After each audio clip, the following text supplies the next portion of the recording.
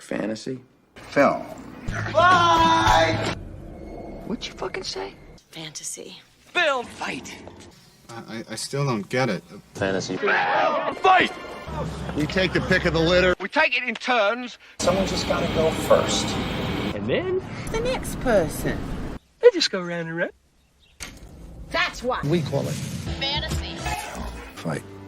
You win some, you lose some. Anything can happen. So? Who are you going with? Who you picking? Today. Fantasy. Film.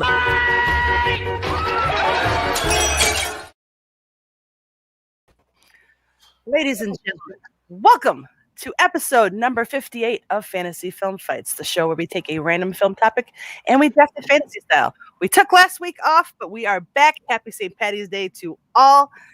With me, as always, right over here, my co-host, Mr. Tony Heald. Tony, how are you doing on this St. Patty's Day? I'm fantastic. It's St. Patrick's Day, so for people in Britain, that just means feeling a bit awkward about what we did in history. We don't talk about there's like 400 years of issues. Just like, no, we don't talk about them. It's fine. We don't. For the week of St. Patrick's Day, we don't look potato in the eye. We just feel too guilty. Just focus on the drinking part that the holiday has become. You know, but most people, that's what they focus on. Most people. Oh, I try. Apparently, I'm not allowed to anymore for some strange reason. Yeah, I should think before I speak sometimes, you know. But anyways, today on the show, we are drafting movies that are based on TV shows. And we have a fantastic panel joining us, all return guests on the show today. I will go around the horn and introduce them all right over here. Richard is back. Rich, how you doing? I'm doing good. Excited to be here. I love TV. I love movies. Now I get to combine them. It's great. Yeah, good exactly. times. It's going to be a fun one. Down over here in the corner, returning, Mr. Garth McMurray. Garth, how goes it? All right, great to be back, and I love this subject matter. I already had a list of TV movies, and then I went overboard and listed out to 50. Wait, Garth, you went overboard with your list? That never happens. No. That's so uncharacteristic of you. Yeah, it's very weird. But I'm interested to see which ones actually do make it onto your list off of that list of 50 or so that you have down there.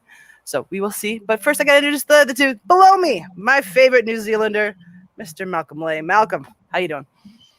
I'm doing pretty good. This is a lot of fun. I've loved a lot of TV movies, some good, some bad. You can decide which is which. Well, sometimes the bad ones are kind of good, and you'll probably see a few of them pop up on my list if I'm lucky enough to draft them, so don't worry about that. Oh, dear God. God, now I'm worried you're going to pick one of the movies like at the end of my list. Really worried, actually. We'll see. I don't know how it's going to go, but the man over here in the corner, joining us again, George Fitzpatrick. George, how are you? I suppose I should say Happy St. Patrick's Day to myself, but I have been told by people from Ireland that American Irish people don't really count as Irish anymore. It's a thing. Well, I'm American Irish too, so yeah, me too. I'm with you. But yeah, this is going to be a fun one. But in order to get to it, we got to figure out draft order. Tony, how are we going about that? Okay, so the way we're going to pick draft order is I've got a numerical question. Everyone get a chance to go, whoever gets closest. The question is, today is St. Patrick's Day, and we've already talked about alcoholism. The most famous bar in Dublin is called Temple Bar. It's in the middle of Temple Square. It's very fancy. And literally, if you go to get drunk, you end up in this bar. Okay. How much is a pint of Guinness in Temple Bar? I should clarify, this is served after 11 p.m. How much is a pint of Guinness? We are Guinness. in euros. In euros. Oh God. So this is like the bar that if you go to get drunk in Ireland, you end up in this bar for at least one pint. Because and I should say the reason why we did this topic was the Sopranos film that was meant to come out last week. But guess what? I realized the day after we set the order, I googled this earlier. The day after we set the order and we finalized on it, they announced that it's been kicked back into October. It's our fucking luck. And yeah, we were supposed to draft movies based on Ireland or Ireland movies, but we decided to just keep this topic that we skipped last week. and more people were interested in doing this topic, anyways. So I can only talk about John I Carney. would have been Boston Boondocks all the way. Sixth Street would have been the first one off the board. Also, I would have been pissed. Once is a great one of the greatest films of all time. All right, I think we can have that. We can have that debate later. I think everyone's got a pick, so we'll go Richard. What you got first? $2.50. Richard never been to a pub. Garth? I think euros. It costs a lot more. I went with 20 euros. Damn, it's an expensive Malcolm. beer. I went 200 euros. Jesus. Whoa. Is there gold at the bottom of this Guinness? Ireland's still that broke? God. I don't know if you put the euro symbol before or after. I put 24 euros 99. I'm Peggy. Okay, maybe I just don't understand the conversion rate. I said 5.50. I was going to go on a massive rant about how expensive this is, but apparently 200 euros people are thinking you're paying for one drink. The correct answer is 6.50. €6.50. So that means Peggy is. How reasonable for a major city. No, it's not. That equivalent in British pounds, it would be about a tenner.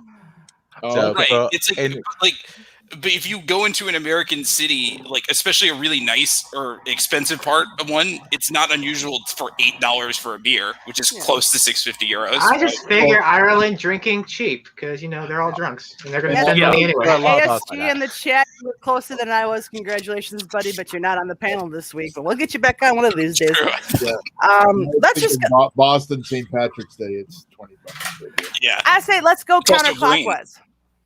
Let's start with George and then go around to me and then back to George. Counterclockwise. Start with the Fitzpatrick Day. Yes. It's not. Unfortunately, it's not St. Fitzpatrick's Day. That would be. Can I ever not be fourth? I have a tough choice here. It was not by design, Richard. There's a film I think is. Yep. Just quickly before we give you the first pick. So the way we're doing this is movies are based on TV shows.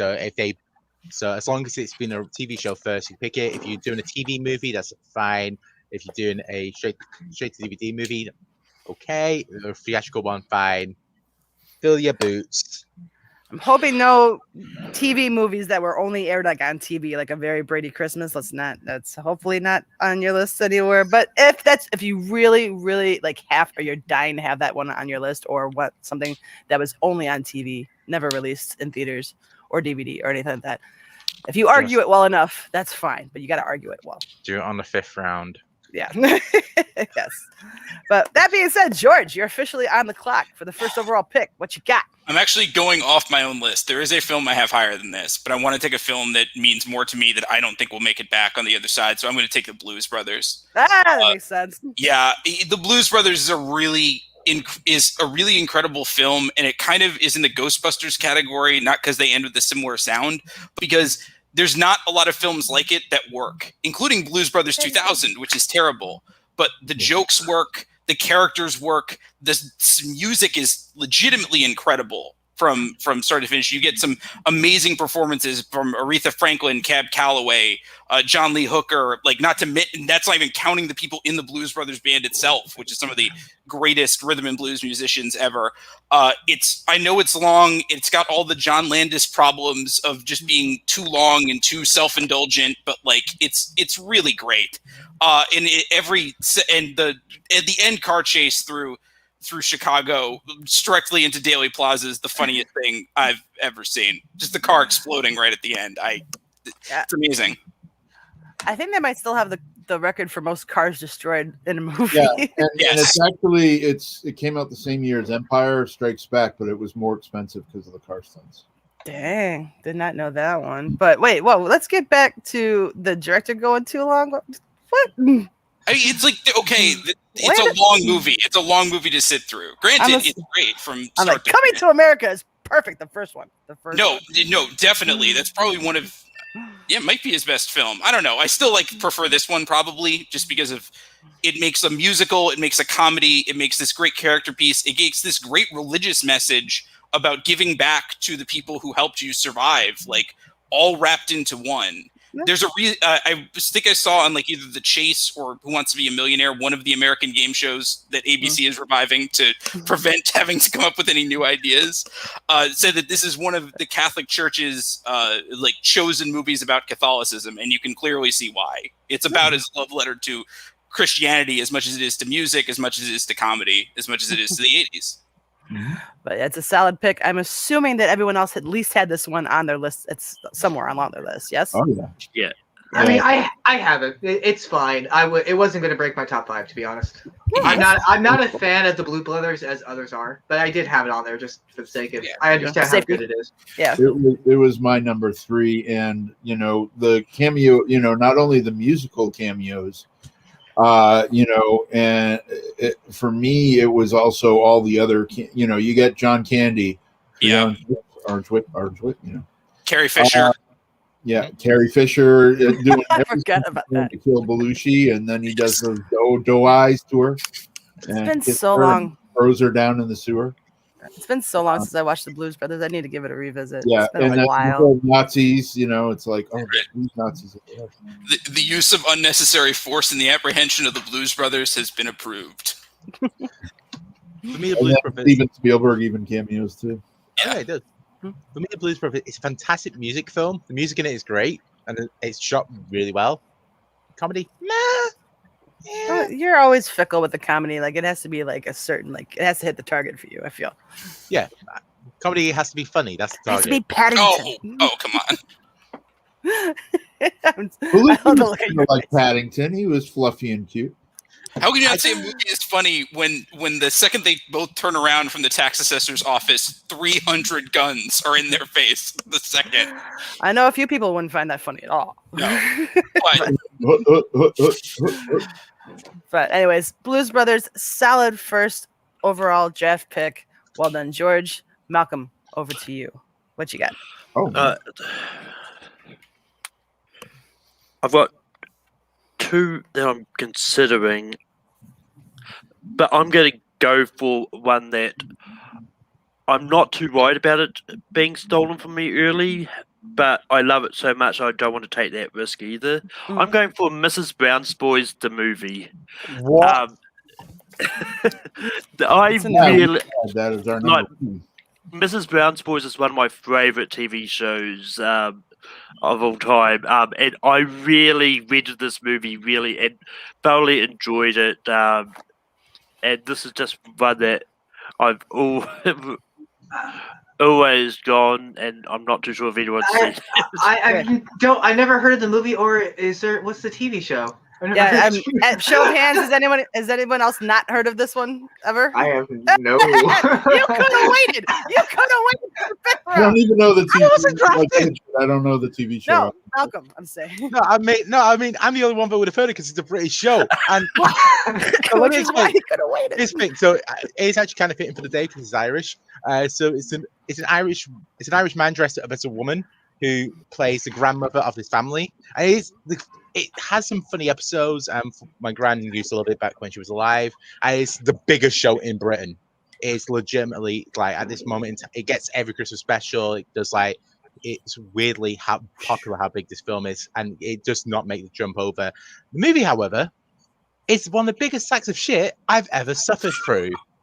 This movie, I know about this whole thing about Malcolm having bad taste in movies. This movie, as a first-round pick, hey, Malcolm, you do you. Don't worry about him. Yeah, Malcolm, you're absolutely correct to say no one would steal this from you because I've never heard of this. I've never heard of fake Mrs. Doubtfire, the British version. this was not Irish part of my 50. So let me just say, so the main Mrs. Brown is a man. His wife plays his daughter. His grandson plays his brother-in-law. Okay. And it's literally just this weird family affair of just all the family in one movie. And this seems like a riddle where you have to find out that the mom is the dad as well. This is worth it. He's a she. He's a she. Sorry, I was doing Mrs. Doubtfire. Doing Matthew Lawrence for Mrs. Doubtfire, to be specific. So, Malcolm, please explain just how you like this movie. I mean, this is one of those ones that I really like. my love of the TV show probably carried over because this is just one of those ones that I really went in enjoying because this is one that I loved the show so much. I wasn't expecting to enjoy the movie, but I've thoroughly enjoyed it. And this is one of the many ones I actually chose to buy, and I'd watch it and try to watch it at least once every year. So. Hey, I might have a couple on my list that are based off of TV shows where I love the TV show so much that I have to pick the movie. So I feel you on that at least, Malcolm. So I'm with you on that. So, but yeah, unfamiliar with Mrs. Brown's Boys, the movie. Is there really an apostrophe in the title like that? Yeah, Is it really? Yeah, the movie. It's spelled like it's spelled Irish. Well, hopefully I get it right. I've never felt more honored. Okay. Or not honored. I don't know, because apparently I'm not Irish. So, again, to go back to the beginning, we're already calling back to that. So Malcolm made his first overall pick, and we move on over to Garth. One of these days, I'm going to get it right. Well, I'm a basic, predictable guy, and I was a drummer as a kid, and I was skinny with glasses and worked in the AV department, and so I have an affinity and a feeling towards a certain character named Garth Algar. So I'm going Oh, nice. You know, I like this pick. I lived in Aurora, Illinois for a few years. You picked the first one, right? Oh yeah. Just the. I got the other one somewhere on my list. Just but say what you got against Wayne's World too. I like them both. Definitely draft if you want to. Yeah. This was my 5th and 6th pick. Like Wayne's World and Wayne's World 2. It's fantastic. What? Well, don't say it. You know, you could guess. I'm not the guy that always goes like sequels. No, when one is about, I don't go for the other one. Yeah. Oh. But if there were enough SNL movies to do a complete SNL draft, this would definitely be my number one of the SNL sketches turned to movies off the board. And just for the viewers at home, yes, we are allowing sketch-based movies to be allowed because there aren't enough to field the entire 25. Yeah, this and the Blues Brothers are the only two that you can really make an argument for, probably. There's one. There's one more. Yeah, there are others I have. We won't give away spoilers. I think I know what movies you're talking about. I think I just might disagree about how good it is. Part That's of the fair. problem. Yeah. We'll get into them if we need to. No, but Wayne's World is a strong pick. Like I did not know anything about Queen until I watched this movie and the Bohemian Rhapsodies. Oh, Honestly, wow. I'd heard like songs randomly on the radio, but like that this movie caused the entire nation to like revisit Queen or do a deep dive on Queen. Like I think Queen's album sales just skyrocketed with this movie. Yeah, no, Bohemian Rhapsody alone, made singles charts and everything. Yeah. And if you have that kind of power with your movie, I think it's an excellent pick. And, and one of my favorites. the movie they had to throw in a Mike Myers cameo. No one's going to be headbanging to Bohemian Rhapsody. But no, solid pick. I'm guessing everyone else had this on the list at least at some point. I know Richard just said like his 5th and 6th. Yeah, I had it on mine as well. So solid pick from Garth. Wayne's World is off the board. Richard. Excellent. Wait. My first draft pick is a movie that when it came out in theaters, I had no expectations, and it blew my expectations out of the water. It was so funny. It was so different from its TV show counterpart. It was also respectful to its TV show counterpart, and also making fun of itself at the same time. I'm going with the Channing Tatum, Jonah Hill, 21 Jump Street. Oh, damn it. This movie is super hysterical. Johnny Depp's cameo in that is fantastic. It pays tribute to the original 21 Jump Street. It was really funny. Channing Tatum, it proves that Channing Tatum was really funny. They actually could be really funny. He actually was really. Jonah Hill's also hysterical. Nick Offerman was funny in this. I mean, it was so surprising, so fantastic, and I loved it so much. No, it's an excellent pick. This was number 3 on my list. Damn you. This is pretty high up for me too. I think it learns one of the lessons of adaptations. If you're not actually going to adapt the source material, really just make it really good and really funny, and everyone will love it. Mm-hmm. I know there's some elements that they're carrying over from the original show, but this is as close to an adaptation name only that's probably even on the list in the first place. But it's hysterical. It's not to mention Ice Cube, who we forgot all about as the chief, who's just, oh my God, he makes me belly laugh every scene he's in. And Infiltrate the dealer. it's not just Johnny Depp who does a cameo; it's all the 21 Jump Street. And also, I would like to add, this is probably my favorite Brie Larson performance, other than Scott Pilgrim. I guess that's fair. You might need to see Room for a serious performance because she's phenomenal in that. But I can see it for a comedic purpose. All right. Yeah. But no, I don't remember much about the 21 Jump Street, the show, at all. But the movie stands alone. Like, you don't even need to know that it was based off a TV show. It's that good. Yeah. But, Like, did everyone have this on their list? Was this high up for everyone else? Yes, Or? it was fairly high up on my list. A bit lower for me, but I have it. I mean, I had the sequel. that's fine. Yeah, that works too. That's actually good. Like 21 and 22 Jump Street are the only some of the best comedies in just like keeping the level of just like, especially because it always feels like the second film of a especially in the 21st century, the second film of this comedy sequel, it just plummets in quality. Whereas 22 was able to really keep on par, probably even better at some point. Maybe some point. I still like 21 best, but yeah, it's one of those ones where they just make the sequel. It's just the exact same formula as the first. Yeah. Which what we do, they're not in Vegas anymore. We send them to China, and the guy goes missing again. yes, Hangover. I get what you're going with Yes, there. yes. If by China you mean Thailand, I completely agree with you. I've not seen The Hangover 2. I have Dignity. Yeah, they're in Bangkok. I've watched all the Hangovers, and I only rewatched the first one. Yeah, the first one's gold. Yeah. But so just Turns quickly, out there are some movies there just shouldn't be sequels to, and The Hangover was one of them. yes, that is an excellent point. Yes, that's a good one. And John Gallagher Jr. He's good in that one too. All right, 21 Jump Street is off the board. That makes it my turn. So, much like 21 Jump Street, I'm going to pick a movie based on a TV show where I've never seen a single episode of the TV show that it's based off of. But it is a classic, in my opinion, and it's set in Chicago mostly. I am taking The Fugitive. Thank you. This one, I mean, this was my introduction to Tommy Lee Jones. His character as the U.S. Marshal is just fantastic. I didn't kill my wife. I don't care. Yeah, that's just endlessly quotable. Everyone quotes it, and it's just a fantastic movie. And you get to see all these different sites in Chicago because it showcases the city really well. And I'll shut up. St. Patrick's Day to boot. Yeah, St. Patrick's Day. I didn't forget about that. Yeah, he joins the parade. But yes, my first overall pick is The Fugitive. So feel free to discuss the movie, gentlemen. It was on my list, but I wasn't going to pick it because I honestly did not know it was a TV show. To me, it kind of felt unfair for me to pick something that I didn't even realize was a TV show. Well, but it's a good pick. I'm happy that you thought that because it felt to me. I believe, if I'm not mistaken, it was the first film to ever be nominated for Best Picture that was based on the TV show. That sounds right. I can't think of anything else that would have been.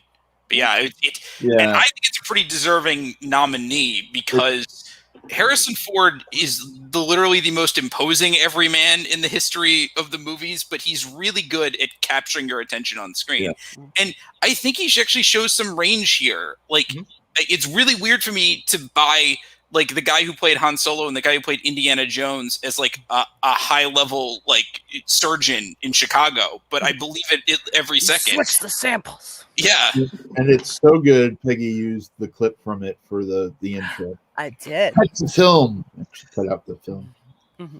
I did. Also, it's like Tommy Lee Jones got his Oscar a win for it. Like Harrison probably should have gotten at least a nomination. I think it is his best film. His best film that doesn't involve sequels.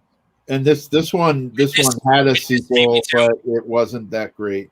The Wesley Snipes U.S. Marshals. Yeah. They were trying to recapture the magic. Didn't quite hit the mark. But what can you do? It's really hard to do. But yeah. I love this pick. It was high up on my list, and also great coincidence. St. Patrick's Day. He wore a little green hat. They had the Green River in Chicago. Yep. Fun fact: I've never gone downtown to see the river dyed green. I'm like, Wait, It's in what? Green River. I've never gone down to see the They river dye. dye I the mean, I've river seen the green. Chicago River, obviously, but I've never been there that day when it's green. They dye the river green. Wait, you don't know this? Yeah. Every year. Every How do year. you not know this? I think Boston also dyes the Charles River green too. I Nope. think. Nope. I mean, No. this is a big American It's thing. but- polluted. You could dump all the green dye in it you want. It's still going to be brown. Tony, Good point. Tony, the river literally is neon green for the day. Yeah, just Google Chicago Green River. And, Yeah. and Okay. brilliant. Why? Just American Well, weird. it's better than what Dave Matthews put Powers in. that be like to kill fish? I have no idea. Oh, I'm sure it's perfectly harmless. Massive neon green yeah. color. Yeah. Feels like Can't some get of that. the Simpsons would do. Monty Burns. All the restaurants have a special on green fish the next week. Yes. The Dr. Seuss special. But yes, very happy to take the Fugitive with my first overall pick. That brings us to the end of round one, which means it's time for Tony to recap how it went for those who may have joined us late. Absolutely. Okay, so for round one, George went first overall. He went with the Blues Brothers. Malcolm. Yeah. Come on. Mrs. Brown voiced the movie. I'm sorry. It's just I was going to make. I had this at the very end. I was going to talk about this because being an Irish film, just like call it one of the worst films of all time, and you picked it first Before any of us could. before it. Yeah, Garth went Wayne's World, Richard went 21 Jump Street, and Peggy went The Fugitive. I'm sorry, Malcolm, but it's just like if you picked either that or the Keith Lemon film, I wouldn't. My head. If you pick the Keith Lemon film next, my head's going to explode. and I'm going to walk. Do it, I have Malcolm. no idea what Keith Lemon is. Good. You're safe. Do it, Malcolm. Do it. Becky So, just so you're does. telling me that neither the Fat Slag isn't on your list either? I have no idea what that is. Exactly. That good for you. Oh, wow. Well, anyways, If Malcolm wins the poll, I'm going to be like, whoa, wait, what? I might give him my vote just to piss Tony off. But round two, kicking off with me, yet another TV show where I've never seen a single episode, but this is a remake that uses the original star as instead of the character that he played in the TV show, he now plays the father of the character in the TV show. And this is a fantastic movie that I used to watch basically on repeat because I think it played on Cinemax all the time when I was younger. I am taking Maverick with Mel Gibson, Jodie Foster, and James Garner, who played the original Maverick on the TV show. If you've never seen the movie, it's a very entertaining one and endlessly quotable within my family. So there's always going to be a special place in my heart for this one. And so I'm very, very happy that I was able to choose Maverick with my second overall pick. Have you guys seen this one?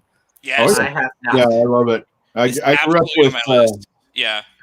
I grew up with the TV show Maverick and Wild Wild West. Those TV shows were cool westerns for me. Mm-hmm. The adaptations were very different in quality. Well, don't ruin Malcolm's list. Your security is worth a damn. Everybody's got a gun. Sorry, No, it's And yeah, having James Garner in it was a very nice touch. I love that. I've got two small pair, 8s and 8s. Like, I can quote that movie up and down. It's really good and it just reminds you how good of an actor Mel Gibson is, because I think we've all kind of forgotten because of his Mel Gibson-ness. That's a fair way to put it. He's a really great screen presence. He's very good at doing comedy. He's very good at doing action. He's very good at doing whatever the scene calls for. And I think Maverick is up. Yeah. Wally. Sorry, that was the name of the horse. Yeah. Side there with the bag of snakes. Sorry, I did Beetlejuice there for a second instead of because yeah.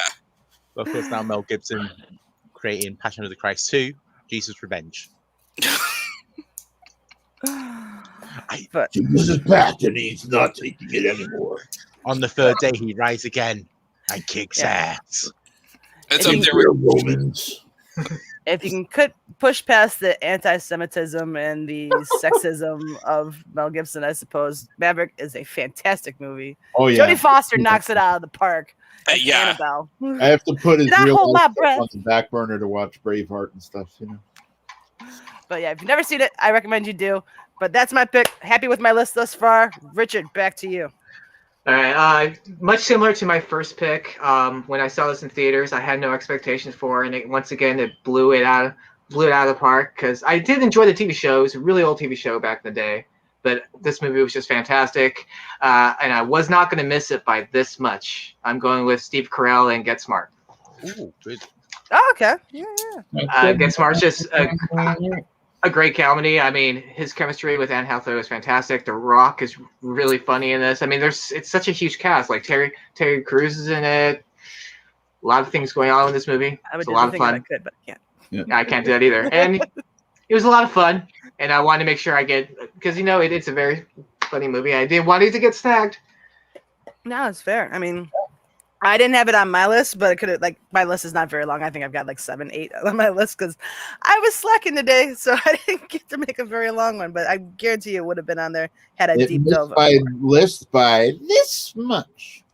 It's not one of the 50, Garth? No. Oh, my list. Oh, gotcha. My Okay. my top five. But I'm assuming the other gentleman on the panel probably had this somewhere on their list. It was lower on my list, but it was there. Yeah. I really like Anne Hathaway's performance in this as Agent 99. She's really good.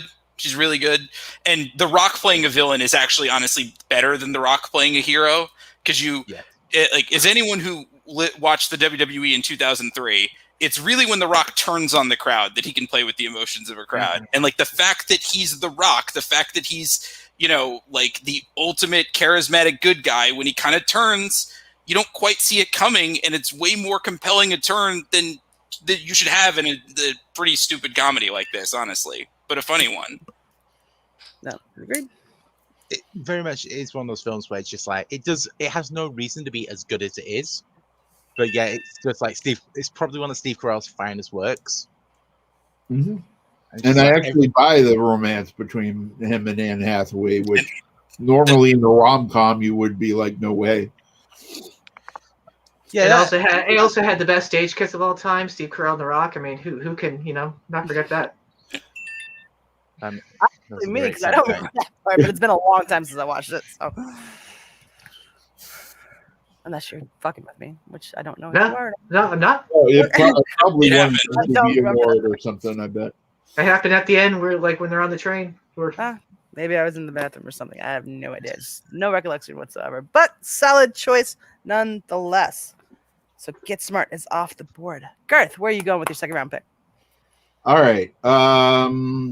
There's some that might get taken, so I'll bump them up. Well, no. I'll go with my number 2 that I have. This one, hopefully there's no argument about this being based on a TV show.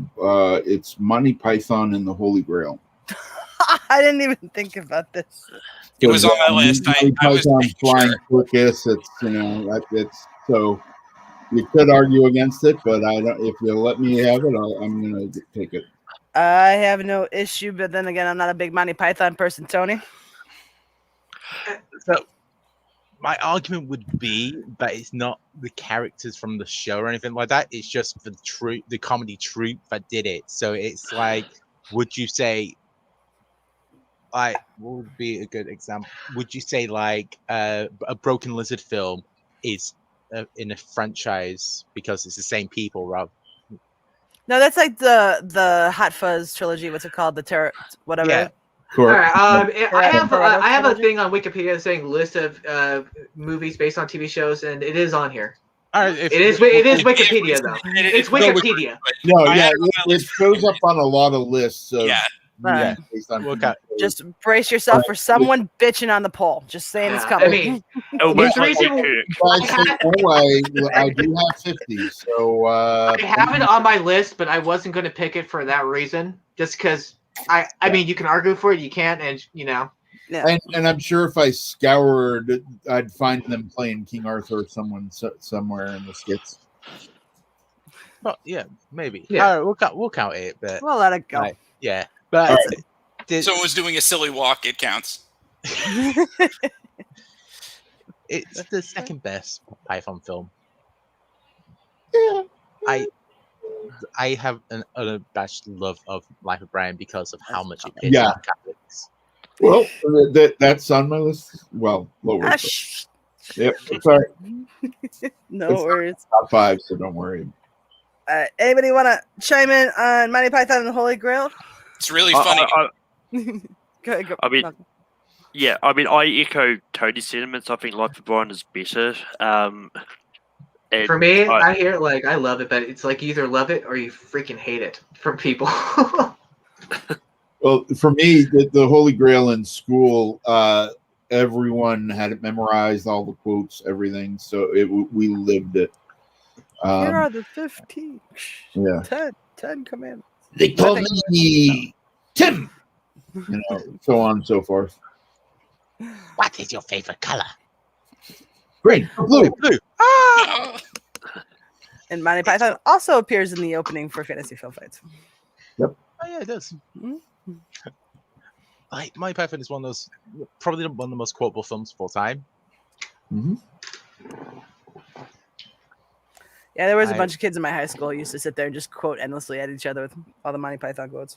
Oh yeah. The best part of the film isn't a quote; it's the opening credits. The opening credits are hysterical. Some of the best opening credits in the history of film. And also, it has an intermission, which some films need. You know, some of these songs and with wacky music on top of it. Yeah. Getting completely off track. The reason why Full Metal don't ask me to write questions anymore is because in a championship match, I tried putting in the quote of who directed Monty Python Life and the Holy Grail and said what movie is this from. Surprisingly, they didn't really like that for their big match of the season. It was like it's directed by 2 llamas, a man called Red from Brixton. Yeah. And he tries to say he's not like sitting there twisting his mustache when he's question writing. He tries to deny it, but I'm telling you, Tony. Every He has Sunday, to get you the hear spirit someone gum, glue on the mustache, and then twirl it. Every Sunday, when people get the answer so fast, he's like, Oh, he's so mad. He's so mad when people know the answers. "How did you know that?" He tries to act like he's not mad, but he's mad.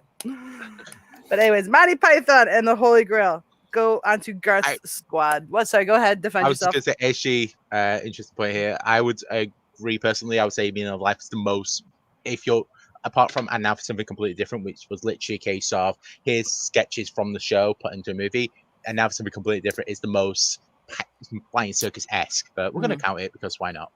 Yeah. Thank you. All right, Malcolm, your number 2 pick.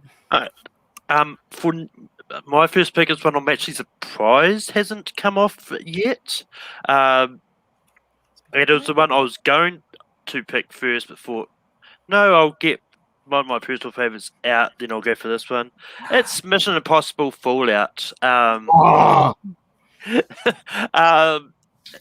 This is in my opinion, this is the best one in the franchise. And it's just one of those films. Like, this is one that, for the longest time, I hadn't seen any of the Mission Impossibles. And I had studied for a match, and someone put Mission Impossible on the wheel, so I had to watch them all, so I did. And then I just enjoyed this, and I think Henry Cavill plays a really good villain. And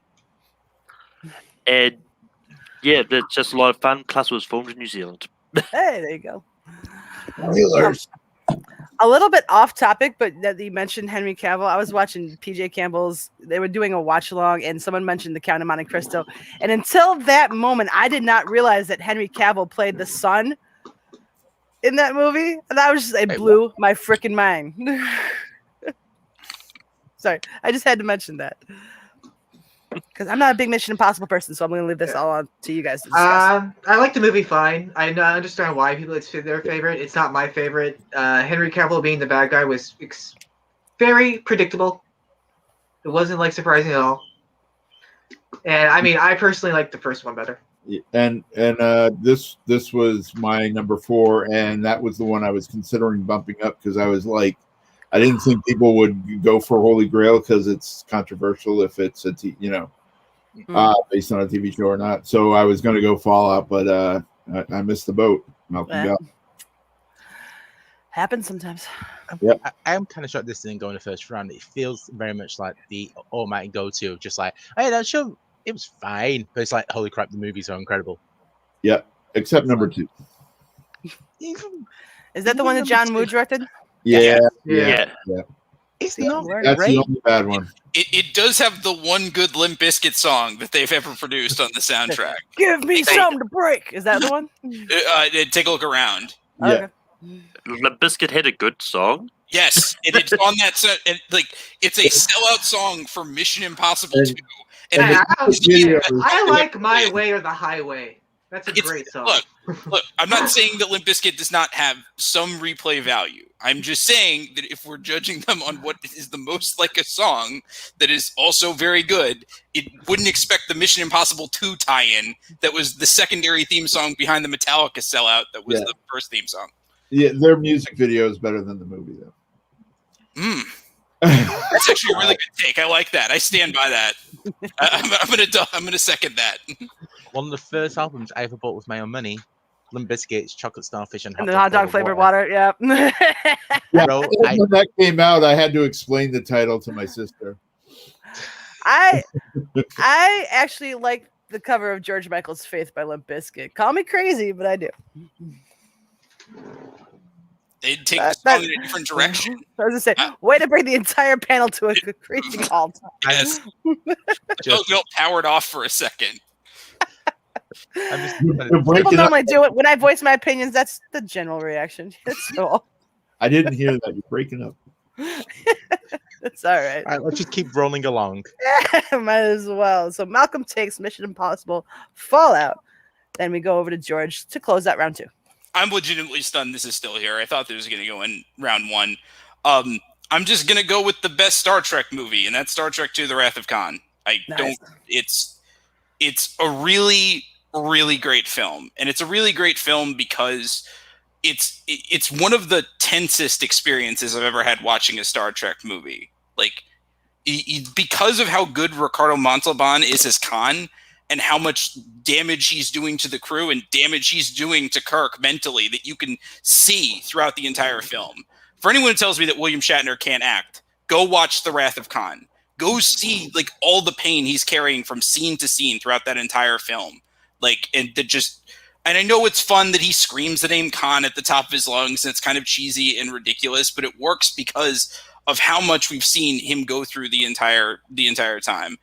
It's an incredible film from start to finish. This is my favorite Star Trek film. I would say First Contact is pretty close in terms of how much I like that one, although a lot of people don't for some reason. But The Wrath of Khan is just an amazing science fiction film. It's an amazing exercise in building tension, and it's really, honestly, the best thing the Star Trek franchise has ever produced, in my mind, in terms of just the overall, in terms of just an overall viewing experience. I know that a lot of people have their favorite Star Trek stuff. I like the Next Generation better than the original series most of the time, but I don't think Star Trek is going to make a movie this good ever again. And if you want to see them try, watch Star Trek Into Darkness and watch them fail at making the film again. That was John Harrison, not Khan. Oh yes, it was plausibly deniable Khan until the third act. The performances are just so great. You don't know where it's going for the longest time, and you don't expect it to hit you as hard as it does. Even if you know the ending ahead of time, which sort of got talked about in the chat. Even if you know what happens at the end, still watching it, you're like, oh geez, like you're not expecting the crew had to have to go through so much, maybe more than they do in any other film. And watching Kirk kind of melt down as this is all going on. Well, the title of the third one is also a spoiler. So yeah, I was about to say, it's just search for Spock. So the captain's Spock, we find out. Where did he go? But also, you brought up the yelling Khan. I believe in the movie that was an act. Kirk was pretending to be enraged. The fool Khan that you defeated me, Khan. I've got no escape. You find that out. Yeah, I think you find that out. Yeah. Later. So anyone who picks on that's not Kirk acting, it's a starship captain acting. I really like Wrath of Khan. I think William Shatner and Leonard Nimoy did a really good job in this film, but everyone else did not. I thought the acting does not hold up. If you go back to rewatch it, it really doesn't. Chekhov did horrible. Okay, yeah. I mean, I can understand horrible. that. Like the rest of the cast was not that great. I mean, obviously Khan was great, Yeah. Shatner was great, Leonard Nimoy, but everyone else was not great, and I can't. Yeah, cringe with me. and Khan's crew. Oh, some of the bad actors. And I disagree. I think 09 is just as good, if not better, than Wrath of Khan. But for me, as the old guy who watched the TV show, seeing him reprise his character, so it actually carries from the TV show. From Space Seed, I think. It's a sequel to that episode where they just left him on the planet, and they left him on the wrong planet. So it's this cool sequel and him reprising his character instead of casting someone. But I understand why I picked it. Like, it is a good film. I nitpick when it comes to like the acting done. Look, people in this community nitpick. I have 3 Star Trek movies on my list. The 09 is one of them. I agree that it's a very good film. I just have never felt on the edge of my seat in the same way watching any other film in the series, maybe with the exception of a couple moments in First Contact when, like, with some of just the great acting from Patrick Stewart, but like it's really it's a great science fiction film. It's a great thriller. It's a great just drama between Kirk and between Khan from the entire time. It's just obviously there's some stuff in it that doesn't hold up. I now that you point out that Khan's crew are kind of goofs, I do agree with you. But like when you get the main part right, when you get the main conflict right, you can forgive a lot. Mm-hmm. Sorry, go ahead. Yeah, like I haven't actually got around to seeing this one yet. Not because I've never wanted to. The original Star Trek movies are really hard to find on streaming services, especially over here. I mean, I think you're on HBO Max, which isn't over here anyway. It takes I will say when you see it, it takes a while for it to really heat up. It's and that's also true of the first Star Trek movie, which is the slow motion picture for a reason. That is real. Where they spend like 5 minutes with 2 discs to get to the ship. Where they just shot around the ship. Yeah. The first one is Star Trek 2001: A Space Odyssey, basically. Yeah. Very slow. Well, what happened with the second one is that they booted Gene Roddenberry off from working on it. So he had the whole script, he had everything prepared, and then saw it and just went, "You're on your bike, go. Just go. Here's some money. Go and do something else." And that's why they were able to make it the way it was, and like kind of similar to the original series, but also different enough that it's like it's not just like it just kind of was passing it like 60s, mate. Now just like you got that chance of a boost of the backside. But he had plenty of chances to redeem himself. He more than redeemed himself with The Next Generation and like the work he contributed to that. Like, he's done it right for himself on television. I think he's one of those people where it's just like he found his perfect thing in television. Just never ever go to movies. Don't do it. You're not Jim Henson. You can't do both. But all right, so spoilers for everyone's list coming up, I guess, with the Jim Henson reference. But that closes out round 2. Tony, recap away if you could for us. Absolutely. All right, Peggy, you went first this round. You went Maverick. Richard went with Get Smart. Garth went Monty Python and the Holy Grail. Malcolm went Mission Impossible Fallout. George went Star Trek 2, The Wrath of Khan. Right, how's that go? Yeah, I was surprised you didn't spell it with like 5 days. But kicking off round 3, right back to George. What you got up your sleeve? Well, this film does have something in common with Star Trek II, The Wrath of Khan, and with some other films that people have picked where they haven't seen the original show, because this one has Ricardo Montalban in it, and it's The Naked Gun from The Files of Police Squad. Damn it. It is, look, not all of the Naked Gun movies hold up, but I will go to bat that the first one absolutely does. It is hilarious. And part of it is just the gift of Leslie Nielsen being the super serious dramatic actor that he is, and like that is just a complete goof and can easily goof on himself, where you take someone who's like a soap opera star and you turn them into like, you know, the greatest one of the great slapstick comic legends of the modern era.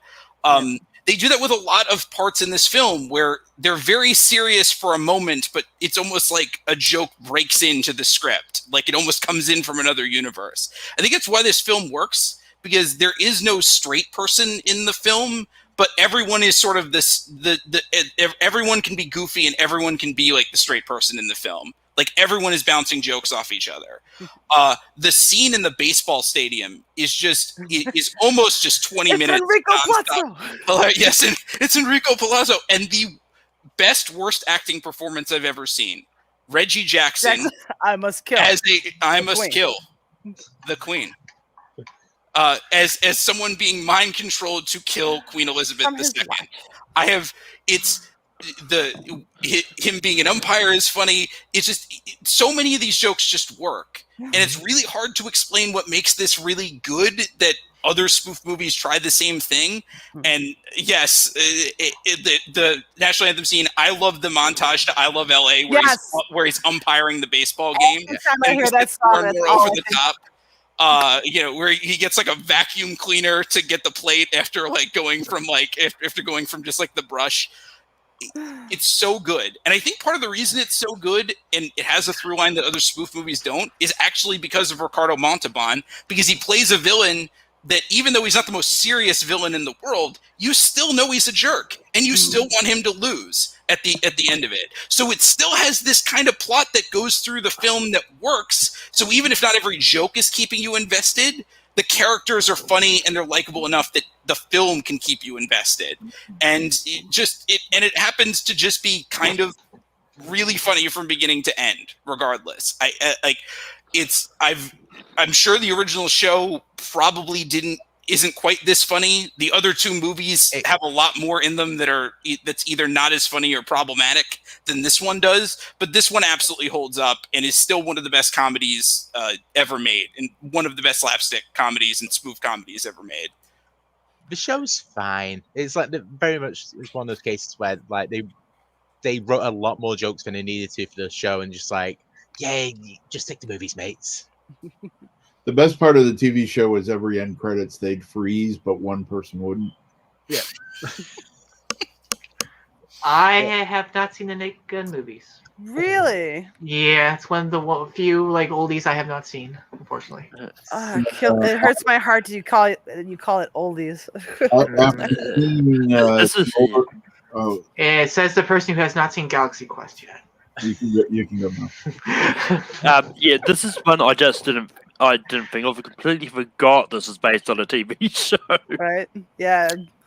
Did not enter my list, unfortunately. But it's probably has like that weird subtitle at the end from The Files of Police Squad to try to pull in those fans, although that's never really used anymore. It's just the Naked Gun now. I had it used against me in a movie trivia match when I just wrote Naked Gun.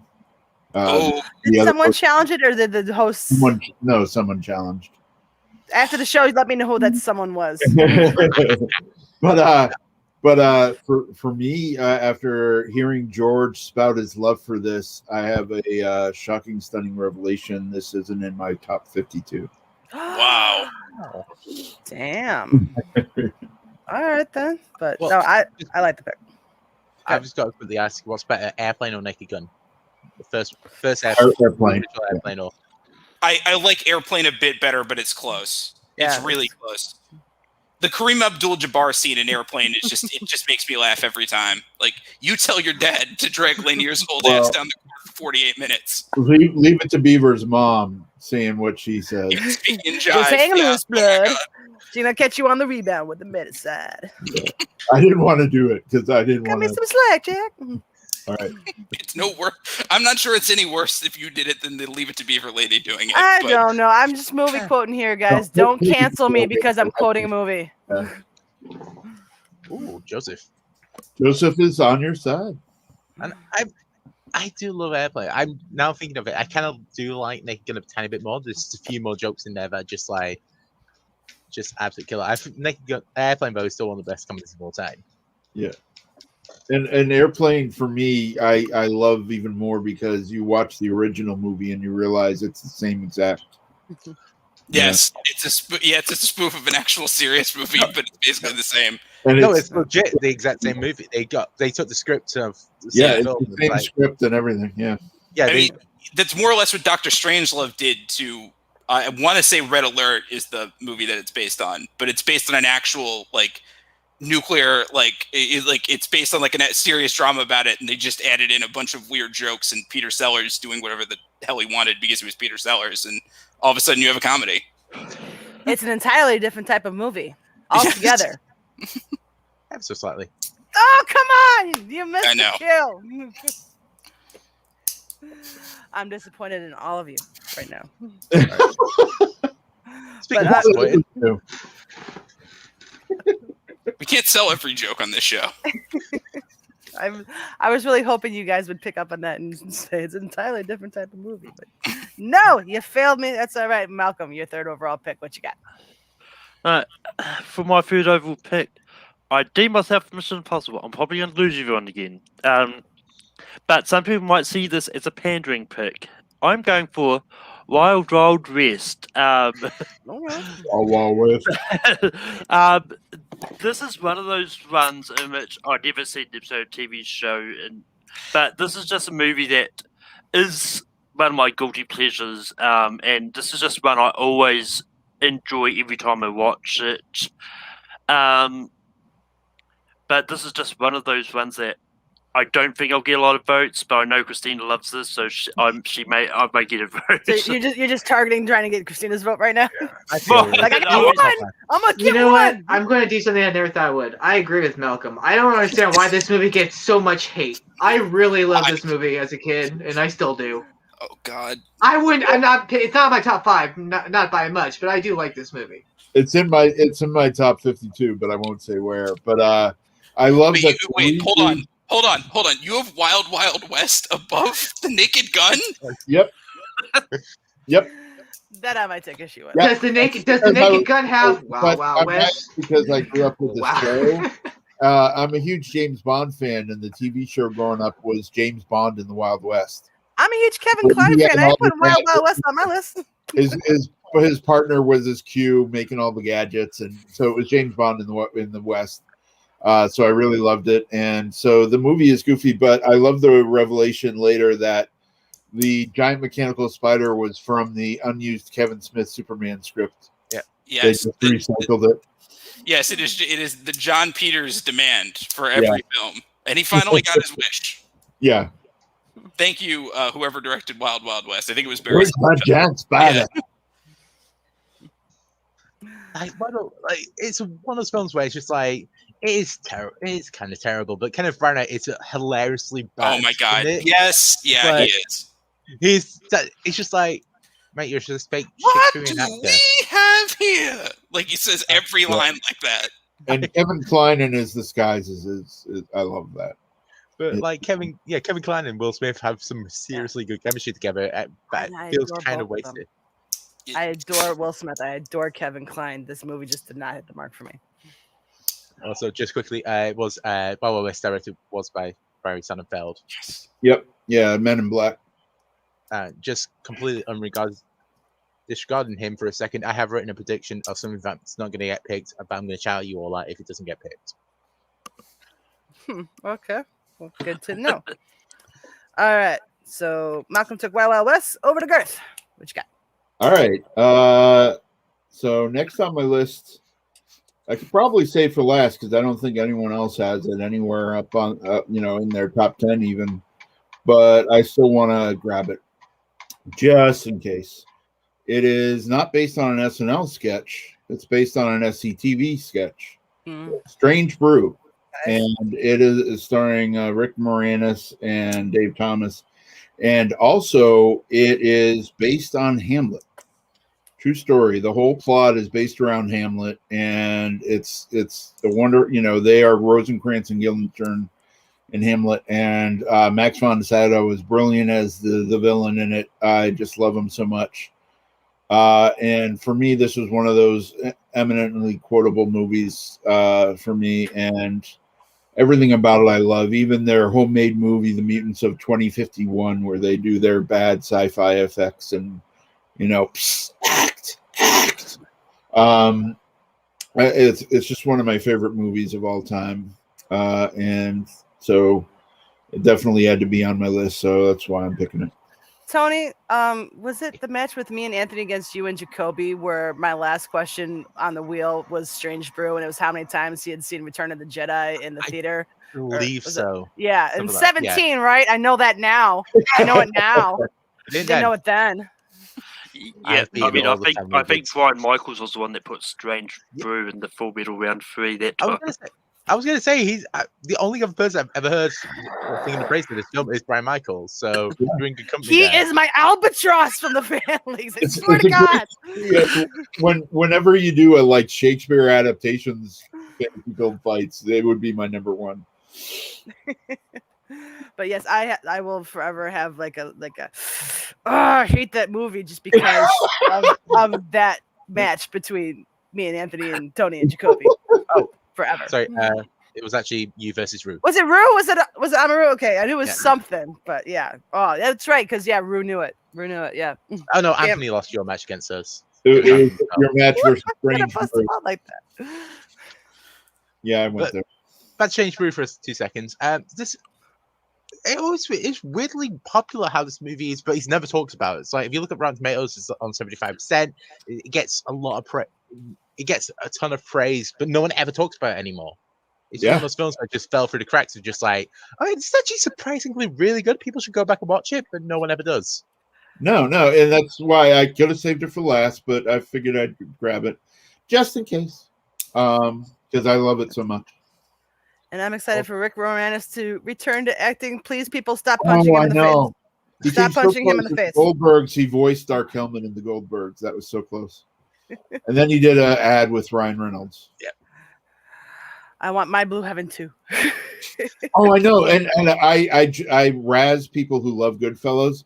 My Blue Heaven was written by Nora Ephron, the wife. Yeah, it was. And it was based on the same research material of Henry Hill. And it came out a month earlier. You know what? I joke it's the better Henry Hill movie of that year. All right, I'm completely going off topic here, but you know the reason why she ended up writing that script was she was married to the screenwriter for Goodfellas, and Henry Hill used to just call up all the time and just talk about. So she was like, if I'm going to have to fucking talk to this person, I'm going to write about him as well. No, she used the same research material. No, it's legit. Like, Goodfellas is based on his book, and Nora took the research material and notes and did My Blue Heaven. Like, love Nora Ephron. It came out a month earlier, same year. My favorites. But all right, so Strange Brew goes on Garth Squad. Richard, your third. All right, my third pick. It's an animated film. It's rude. It's crude. I'm going South Park, bigger, longer, and uncut. There it is. Nice. Is that the one you were looking for, Tony? Nope. Okay. It's one of my favorite animes as a kid. I have the soundtrack. I memorized the soundtrack by heart when I was younger. I could probably still memorize it the most. It feels like just another just a long South Park episode, but it's just so good. And it's very rewatchable. I watch it over and over. Yeah, and, yeah. So many little kids singing Uncle Fucker. And I will blame Canada every day. This would have never been on my list. Oh, that's not saying much. I mean, those that know me know I really don't like South Park.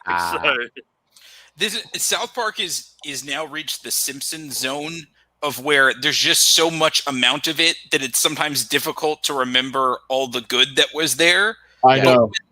They're still good in South Park. There's no. I mean, it's not and like, look, I'm sure that they're sharper than the Simpsons are in like season 35 or whatever.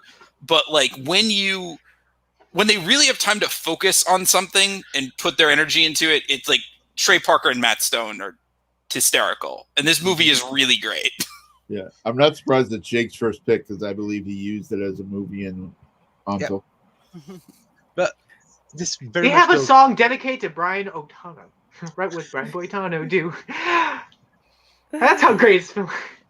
It feels like one of the perfect films of just like literally just taking the show and just like, oh, we're just gonna triple it in size, just like it's fine and go. It does it so perfectly, and it doesn't feel like it's bloated. It doesn't feel like a very bloated episode. It doesn't feel like just like it's kind of really kind of poorly, but it's just everything about it is perfect.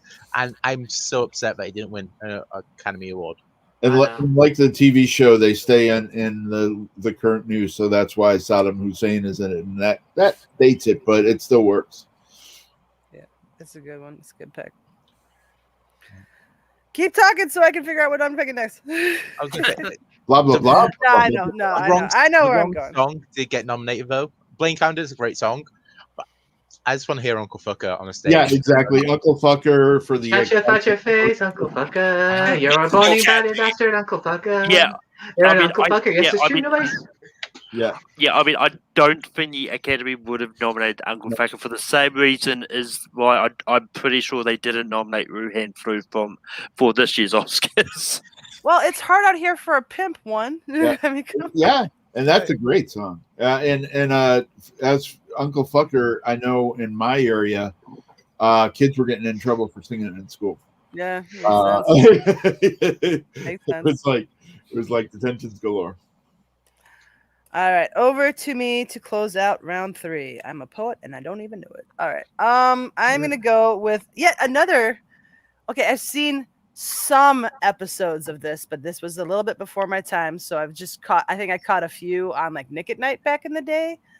But the casting in this one, even though I don't know much about the original show, I thought it was spot on perfection because you got Raul Julia, you got Angelica Houston, you've got Christopher Lloyd. I mean, Christina Ricci is Wednesday. I am taking the Addams Family. You got Tony. You got Tony. Yeah, I knew it was. I knew that was the film that Tony was talking about because it's also Barry Sonnenfeld. Yep. It was the association that I knew he was making. But yeah. Yeah. But yeah, I remember loving this movie when it first came out. I'm like, Uncle Knick-Knack's summer wardrobe, Uncle Knick-Knack's winter wardrobe, Uncle Knick-Knack. You see like the body in the back as they toss it aside. Cracked my shit up. Very great adaptation. And for me, I grew up with the TV show, and for me, it was more weird that his son Sean Astin became a big star. It was like, oh, wow, you know.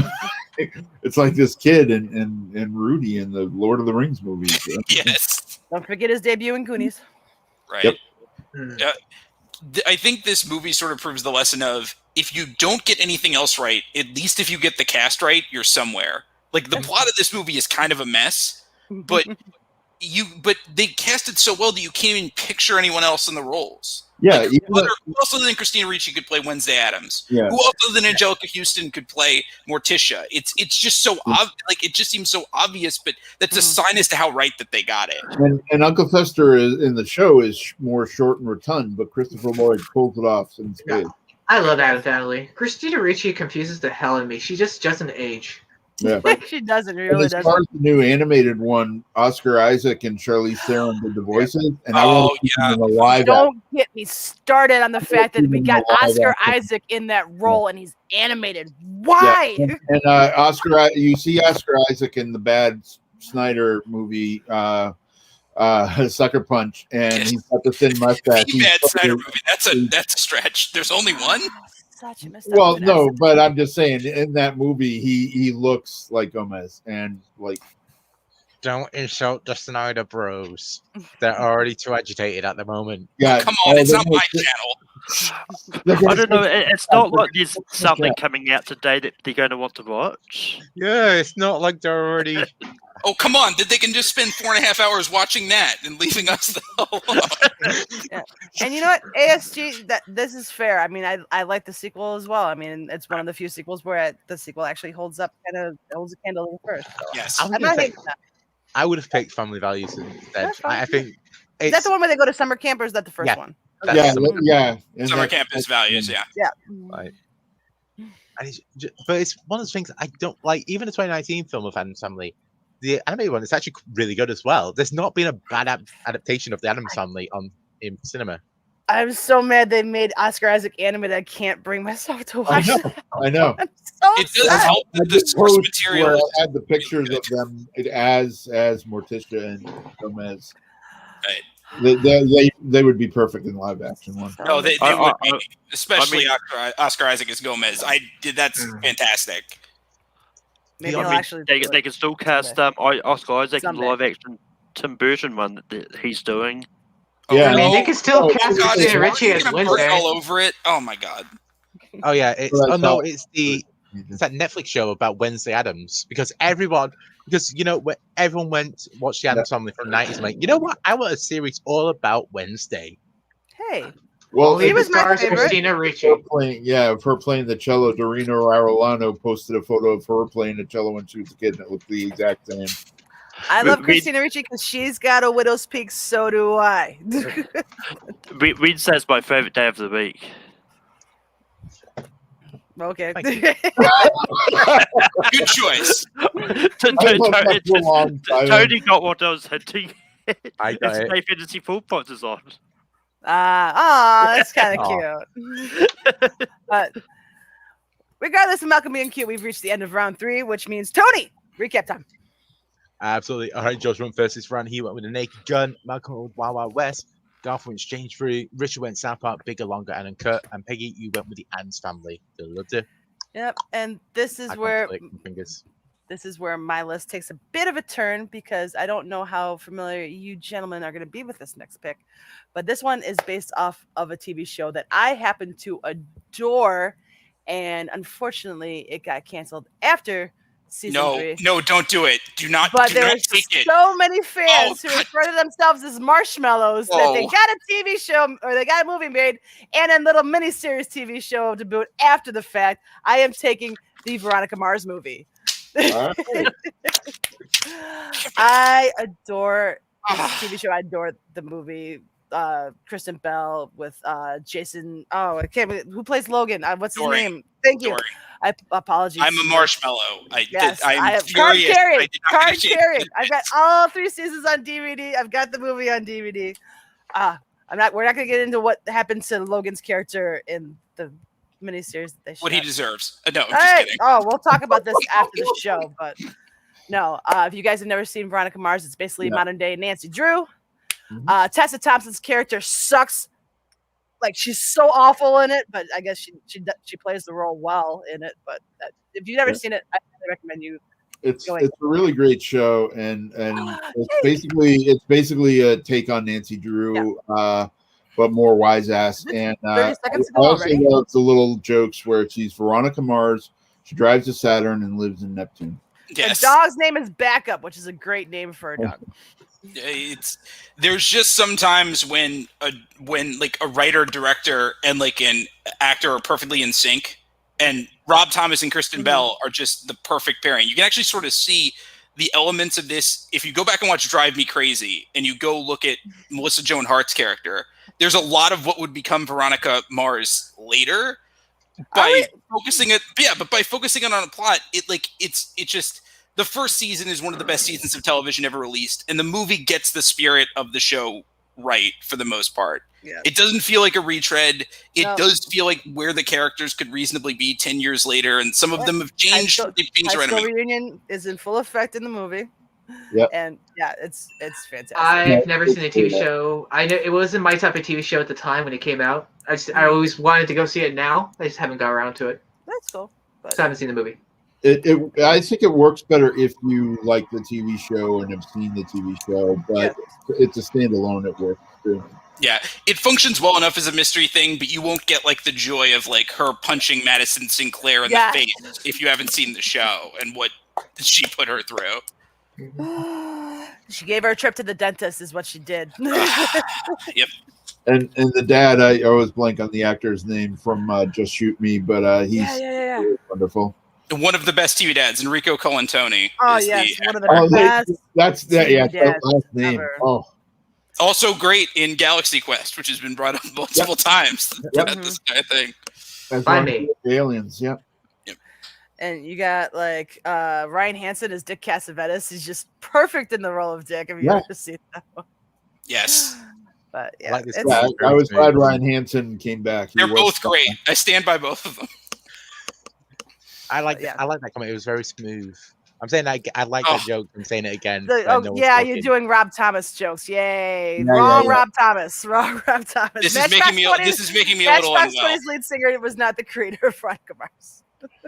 Although he does make an appearance in iZombie, iZombie. which is just to fulfill the joke altogether. I like iZombie. And It's I really thought good. it was great. iZombie is a great comic too. And if anyone goes and checks out the TV show, you'll see cameos from Paul Rudd and Kevin Smith. So. All right, moving on from me. Back to Richard. What's your number 4 pick? My number 4 pick's another animated movie. After today, I'm not probably going to win this. We may not be seeing eye to eye, but I'm going with the most underrated Disney movie of all time, a Goofy movie. Ah, nice. I loved Goof Troop when I was a kid. And, when they brought this movie, it made it even better. Okay, so Richard, Goofy is my favorite animated character of all time. I have not yet seen a Goofy movie because I'm saving it. I don't know why I am, but I am. Everyone keeps telling me, I don't know. The nursing home, maybe? I don't know. Then you won't be able to do the dances. You don't know how spry I'll be when I get there. You need to be able to do the fishing dance. I figure maybe one of these days, if I'm sick and bedridden or something like that, I'll throw it on, give myself a little pick. Oh, good. Thank God. I tried to double check to make sure that the TV show came before the movie, and it did. It did. I had it on my list as well for honorable mentions. I mean, I love the music in the Goofy movie is it's so fantastic, and I loved it so much. And now it's getting more of an attention as it rightfully should. But back in the day, it wasn't as a hit as Aladdin or Lion King or Hercules. No, so I was 8 years old when a Goofy movie came out, and I never saw it in theaters at all. It's just it was not that big of a hit. At the time, it was only later that everyone just sort of glommed onto it as this weird piece of Disney nostalgia. But it was not a hit on the level of anything close to Beauty and the Beast, Aladdin, Mulan, anything like this. After George just said he was 8 years old, I'll say I don't want to say how old I am because I'm bad at movie release dates, but I was too old to watch Goof Troop. So this movie passed me by. I did watch it because I had younger friends who were like, "Oh, you got to watch it." And Powerline, yep. I was 11 or 12 when it came out. What year did it come out? 95. 95. Oh yeah. Oh no, never mind. I was 6. I mean, I didn't even realize this was based on a TV show. I just thought they did a movie based on the character of Goofy. Yeah, it's one of those sort of based on a TV show ones, but same character stuff is from Goof Troop, so that's where they came from and stuff. But it's the greatest Pauly Shore movie. Yeah, no, I was plays himself, and it's perfect. Biodome. The Leaning Tower of Cheese. If you want to watch some classic Goofy stuff, watch The Art of Skiing. That's what you gotta watch. It's on Disney Plus.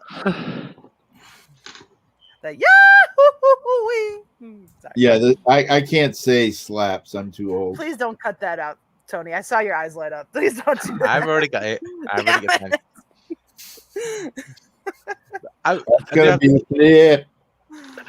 Tony simply sending it to Nerdcorner to put in the promo for Peggy. Yeah. No! Don't say that. Oh yeah, definitely.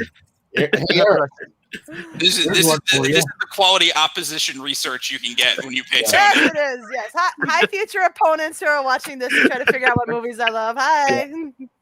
No, I already have told them to look through these for stuff with you and Rory to. Just kidding, buddy. Well, just quickly, I've got to ask a question. What's the best Powerline song? Eye to Eye, in my opinion. Or Stand Out. I mean, yeah, they're both equally good. I mean, I've always got this thing for Stand Out because I just remember that scene more. But it's but it's just pure perfect 90s things. It's just and I'm kind of shocked. It's and the fact that it doesn't get brought up enough is just insulting to the 90s. Well, if you go on YouTube, someone did a mashup of it. They kind of did a live action of it. And it was really good. Yeah. There's a video on YouTube from Disney. I think it's Disneyland or Disney World, one of the two, of Goofy and Max actually doing the dance to Eye to Eye. Mm-hmm. The people in the costumes doing it, and it's just you just go, all right, that's just impressive because I've had to wear something like that, and I've barely been able to move, let alone dance. Please let there be pictures of this. Please let there be pictures of this. Please let there be pictures. Damn it. All right. So a Goofy movie is on Richard's team. Garth, what's your 4th round pick? What you thinking? Where you going? All right. Well, I could save this for 5th because I don't think others have it. But once again, like with Strange Brew, I don't want to risk skipping it and actually have someone pick it. So I got to go with Serenity based on the Firefly TV series. Okay. Damn it. Yeah, that's what I was worried about. Is like if I left it on the table, maybe Malcolm or someone, So I'm a brown coat all the way, and I've watched the series over and over. And when the movie came out, I really loved it. Great adaptation, great continuation of the characters. And it's just really wonderful. And I can't say enough about it as a fan of Firefly. So I will say, I think the movie's just okay. I think it got so much love because Firefly only had that one season. If it had gotten multiple seasons, I think it's an okay movie. It's not as good as everyone says. It's not as good as the TV show, I'll give you that. But it was nice to be able to wrap up with something. I know, that's why it has like a lot of heart to people, because they wrapped it up. I'm saying if it didn't have to wrap it up, it wouldn't be as good. Yeah. And it's got the one, dramatic part. But it really is. I enjoyed it though. To fair, that argument, it kind of does make a lot of sense because that's what we want from those movies from TV shows. It's like we want it to be the thing, but it's like the end or be all, the 6 seasons and the movie, the thing to wrap up all the storylines, give us the ending of the show. So Serenity kind of does that, but I'll be honest, I didn't watch Firefly. I only watched Serenity, so I didn't get understand 90% of it. So that was a terrible mistake. You didn't go back and watch it afterwards? Not really. It's I got Cowboy Bebop vibes from it, and I just went, "Nah, I'm good." Yeah, I was about to say, if you wanted to watch Firefly, it's on the Disney Plus on the Star thing. So, yeah. I always confuse. I don't know why, but I confuse Firefly and Farscape. I don't know why. I was forced to watch Farscape from an ex, but I've never seen Firefly. Yeah. No, Farscape, you just have to remember, has more Muppets. I like Farscape too, and it also has a movie too to wrap it up. Does it? As well. I never saw that one, but I don't know if it was theatrical though, was it? No, it was not theatrical, but it does wrap up the franchise. Yeah. Anyway, sorry. Side note. No, but Farscape is another one I love. Yeah. Pretty much all I can contribute to the conversation. Yes. But all right, Garth takes Serenity. Malcolm, what are you going to surprise us with your 4th pick? So for my next one is one that a lot of people will argue about if it's based on a video game or if it's based on a movie, a TV show, but the movies are definitively connected to the TV show of Ash, Brock, and all that. I'm going Pokemon the first movie. It counts. Yeah, well, as I did, I know it definitely counts because the movies are more connected to the TV show than they are to the Are you video doing game. the original or the newer one? They did a reboot of The it. one that's called Pokemon the first movie, the other one's something different. The first movie. I don't know. The better one. Yeah. Yeah, I can't remember what the new one that is a semi reboot sequel thing is called anyway, but anyway, I'm a massive Pokemon fan, and this is just one that I went in not knowing what to expect, but I went in and I thoroughly enjoyed this movie, and this one surprisingly had a lot of heart to it as well, especially the emotion you get sort of near the end when sort of all the Pokemon are crying and help bring Ash back is just one of those ones that surprisingly has a lot of heart. I do admit that coming out of it, I had the soundtrack stuck in my head, Interims, Don't Say You Love Me. I hope that's the full title. It's just one of those. But yeah. Again, sorry, replying to someone in the chat. Guys, carry on. I'm not a big Pokemon person, so I really can't comment. I was in middle school. I was waiting in line. It's a really good pick. I appreciate that. Yeah, I have some nostalgia for this film, mostly because I just love the character of Ash Ketchum, where he is the right mix of completely overconfident and completely pathetic, and can go from like, I know exactly what to do to please help me because I am at the bottom of this pit and Charizard hates me, to like, you know, scene by scene by scene. Like it's amazing how well he like. He's just a really fun character to watch, and like the movie's okay. It's not my favorite, but a lot of the anime doesn't hold up. But the soundtrack is great. I will definitely 100% give you that, Malcolm. Soundtrack on this is amazing. Yeah, it's one of those ones where you kind of have to go with nostalgia glasses, very fixed on, like even like the original anime. If you go back and watch that now, oh boy! But this one, the movie, it captured the time of period where Pokemon was the greatest thing in the history of the universe ever. Like, and it's when it reigned supreme and stuff like that. And it's just like, just everything about it just works for that time period. It's like the most 90s film to ever 90s almost. I missed that entire fad. I know there's one name. Isn't there one named Squirtle? Oh yeah. I named one. That's one. That was one of the funny photos I had when they were doing Pokemon Go. There was a guy, a gynecologist, and he goes, "I found a Squirtle." Oh Jesus! That's what like game hit. Peggy, name 3 Pokemon. Okay, I got Squirtle. Who's the main one? Shoot. the little lightning guy. Come on. I'll give you a hint. They say their name over and over again. Yeah. Pikachu. Pikachu is the main guy. Pikachu's the main guy.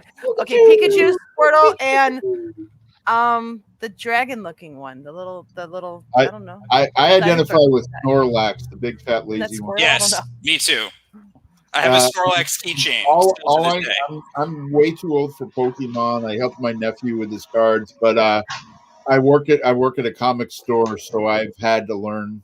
You know, when people ask for a Snorlax or whatever doll, it's like you got to know what they are. Gotcha, but yeah, not my cup of tea. But hey, yeah, me neither. To each their own. And I will give a shout out. 50 Shades of Geek is still doing Pokemon Go, and he posts videos on YouTube of him doing Pokemon Go in public. Oh, he's the one still doing it. Is he going to be like the last person, like 50 years from now? He does it for the exercise, and he uses Pokemon Go to go out for walks, and he videos himself, puts it on YouTube. That thing is, I played that for a couple weeks. I still can't name any of the freaking characters' names. Yes, I mean, I still play Pokemon Go on occasion. Yeah. It was a good thing for getting people out and about. I had a lot of friends who like got lost weight doing Pokemon Go. I got called into work, so I got called into the office at work because this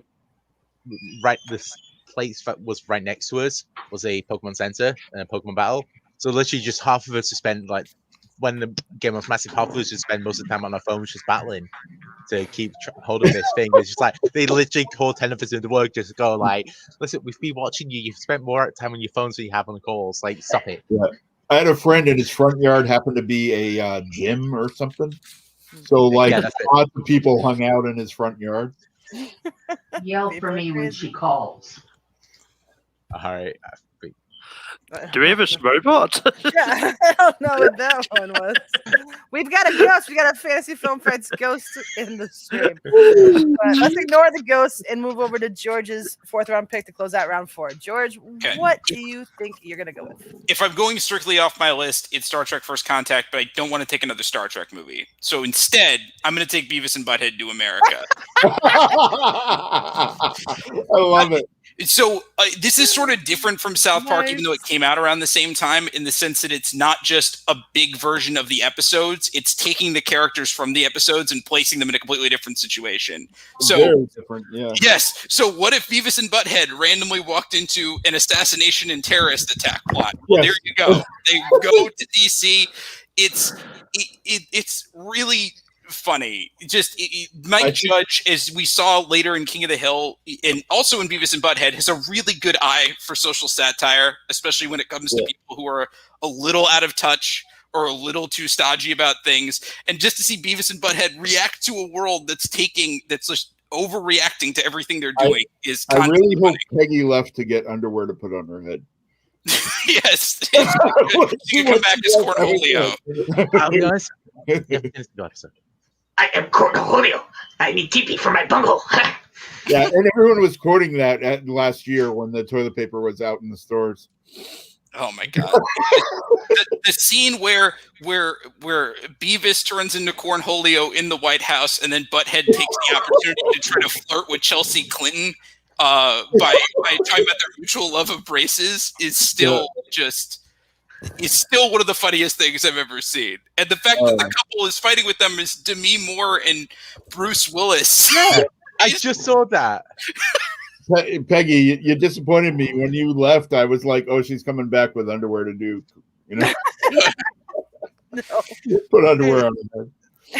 It's just this really funny, wacky road trip comedy that just happens to be Beavis and Butthead, and like they sort of learn the lesson where not always are you going to just take what worked on the show and blow it up. In this case, you take characters people love, you have them do something different they wouldn't do in the show that needs like a feature length. Yeah. It works. It's really they barely left their couch in the show, and this one is all over.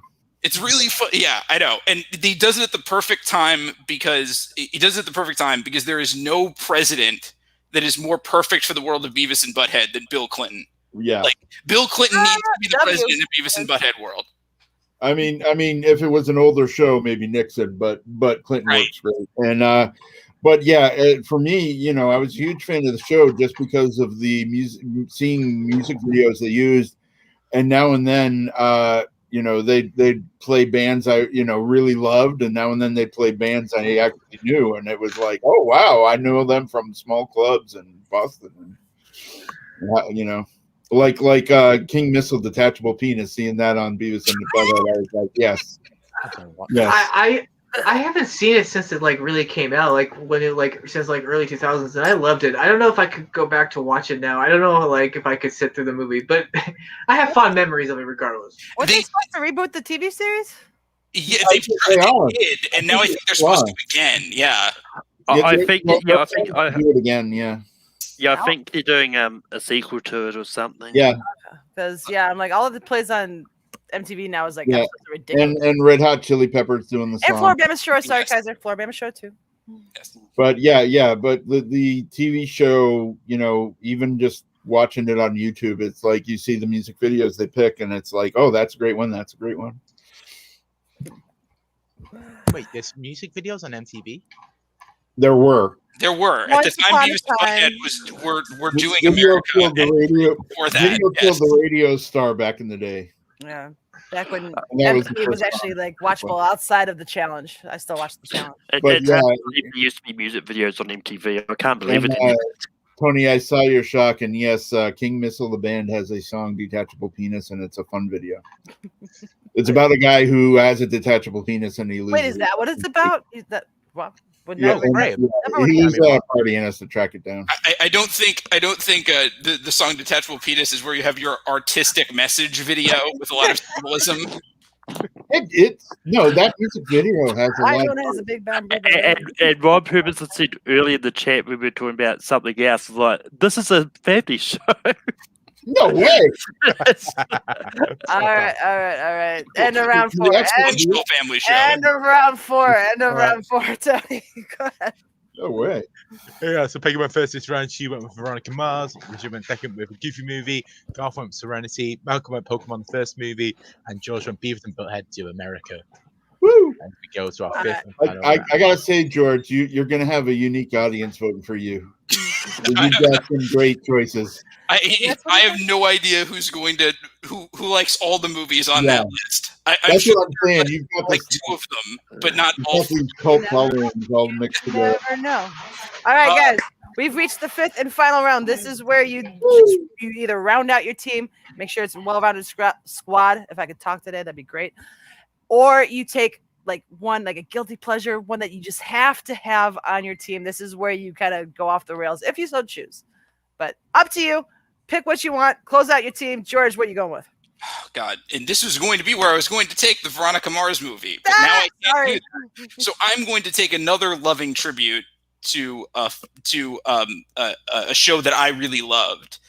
And I'm going to take the feature-length film Turtles Forever, the crossover of the Ninja Turtles universes to all in one. Wow. So the modern 2000s reboot of the show, due to a time warp and a bunch of shenanigans, ends up meeting the Turtles from the late 1980s cartoon. And it is hysterical to watch characters literally argue with themselves. Yeah. And now to anyone in the chat who might challenge, it's based on comics. As he said, it has the TV show stuff in it. Correct. So I would argue in George's favor. Right. Yes, it has the 1980s TV show characters in it, not voiced by the original cast, which is probably the one weakness of the whole thing. Yeah. But it is hysterical to watch the Turtles interact with each other. Technically, it's based on the comics, but has the TV show. Correct. But the interesting part about it being based on the comics is this is actually the first time in this movie that we see the original black and white Turtles from the original comics. They didn't have different colored masks. They all wore red masks. Right. That were animated. Yeah. Even before they had red masks, they had no that was when they colorized it. The original ones were in black and white, and it's it's so great to see those characters where it's like this super serious parody of the Hellboy universe, but they're turtles is sort of the overriding joke, all interact with one another. And they're respectful enough to the other universes here where each of the sort of members of this universe get get their due, get a chance to shine, get a chance to interact with one another. This is like a crossover done right. This feels it's the closest thing that animation has had to, I would describe it as a Doctor Who crossover episode where you see all the different doctors interact with one another. This is the Teenage Mutant Ninja Turtles equivalent of that, where you have varying degrees of seriousness, you have varying degrees of how funny it is, and it's really good from start to finish for a cartoon that's a really ridiculous idea that they've gotten, that I think we've gotten way more mileage than you ever could have expected out of it. In terms George, the only question I'd have is, did you check if it ever played in theaters?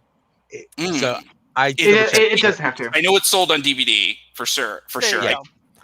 I'll allow it, Garth. But no. I was just asking. I said before, I'm not challenging it. Yeah, because I like seeing turtles somewhere in here. And everybody, get your drinks ready.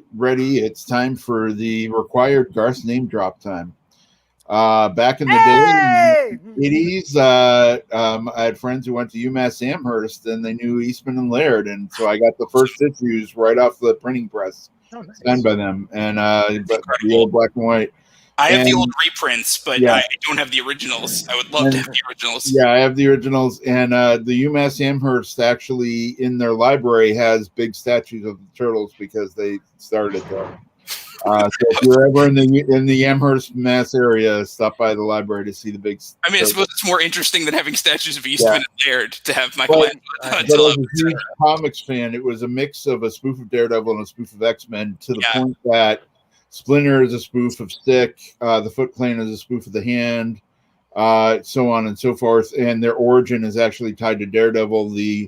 Daredevil saves an old man from a truck, gets hit by a thing, and that's how he got his powers. And that ooze is what makes the turtles. Yes, I confused Daredevil and Hellboy. How dare I do such a thing? But yeah. So it's and then the mutant stuff was from X-Men. So it was this fun mix. It was it was Daredevil and X-Men and I will say I love this movie because it had the 80s Turtles, but I hate this movie because it made fun of the 80s Turtles. Like they overdid the cheesiness of the 90s Turtles, the 80s 90s Turtles. It wasn't as bad as they portrayed it in that particular movie, but I loved it for that reason as well. Yeah. No, and I have a friend we've dubbed him Michelangelo because he is totally Michelangelo. I'm just curious about something. Malcolm, what was it called in New Zealand? Was it the same as over here, where they had to change the name? Was it Ninjas? I don't know what it was. They had to take out Ninja. Yeah, they had to take out Ninja and certain. Yeah, so in the UK, ninjas were too violent for children's television, Yeah. so they were Teenage Mutant Hero Turtles. Yeah, other countries, same story. They had to take out Ninja. I was trying to figure out what word was banned, or teenagers not allowed on British television. Was that going to be my next question? The second you tell they have a deep hatred of turtles, actually. Yeah, tortoise. They call them tortoises. They had to be tortoises. All right, so George's team is full up. Closes out with Turtles Forever. Malcolm, how are you going to round out your squad? What you thinking? I have no idea. I've got lots of choices. Do you need us to vamp for a second while you debate? No. I'm going to preface my next pick with just the one phrase: "Watch out for that tree." I'm going with George of the Jungle. I think he just got Christina's vote. look. George of the Jungle was just one of those ones that going into this, I had no idea was. Once again, this is another one I had no idea was based on a TV show until much later, until I started reading up about movies more. But Brendan Fraser is just perfect in this. And that was only TV movie. And this is just a lot of fun. Say what you want about the sequel. It's not good, but it's not good, but it's still fun. But that being said, George of the Jungle is just one. A lot people may yell at me going, "Oh, it's just nostalgia. If you watch it again, it won't hold up." I've watched it recently. I still enjoy it. It's way more modern of a comedy than you think it would be. Like, it's all the jokes are really the sort of fourth wall breaking jokes you'd expect from an adaptation of George of the Jungle now, not in 1997, I think. Yeah. I literally just checked her out. I thought it was just a Tarzan spoof. I didn't realize it was a TV show. Yeah. I was like, I grew up watching the TV show, and all the jokes in the movie are from the TV show. Watch out. Yes. I really love that. I really love the theme song for that, though. Yeah, the TV show is from the same people who made Rocky and Bullwinkle, who also did a ton of those kind of jokes. Yeah, the elephant being a dog is one of my favorite jokes. Yeah, true. Like, look, it's the thing with George of the Jungle as well, where I was in the same boat. This was probably my favorite film as a kid, that Space Jam, and I did the terrible mistake of rewatching it last year. And it's just like, it's like, Leslie Mann is incredible in it. Like, I think the actors are great in it. John Cleese as 8 is phenomenal. Yes, it's just like, there's just like a ton of the plot where it's just like, yeah, that could have done with a rewrite or two, just like a couple of tiny bit, like.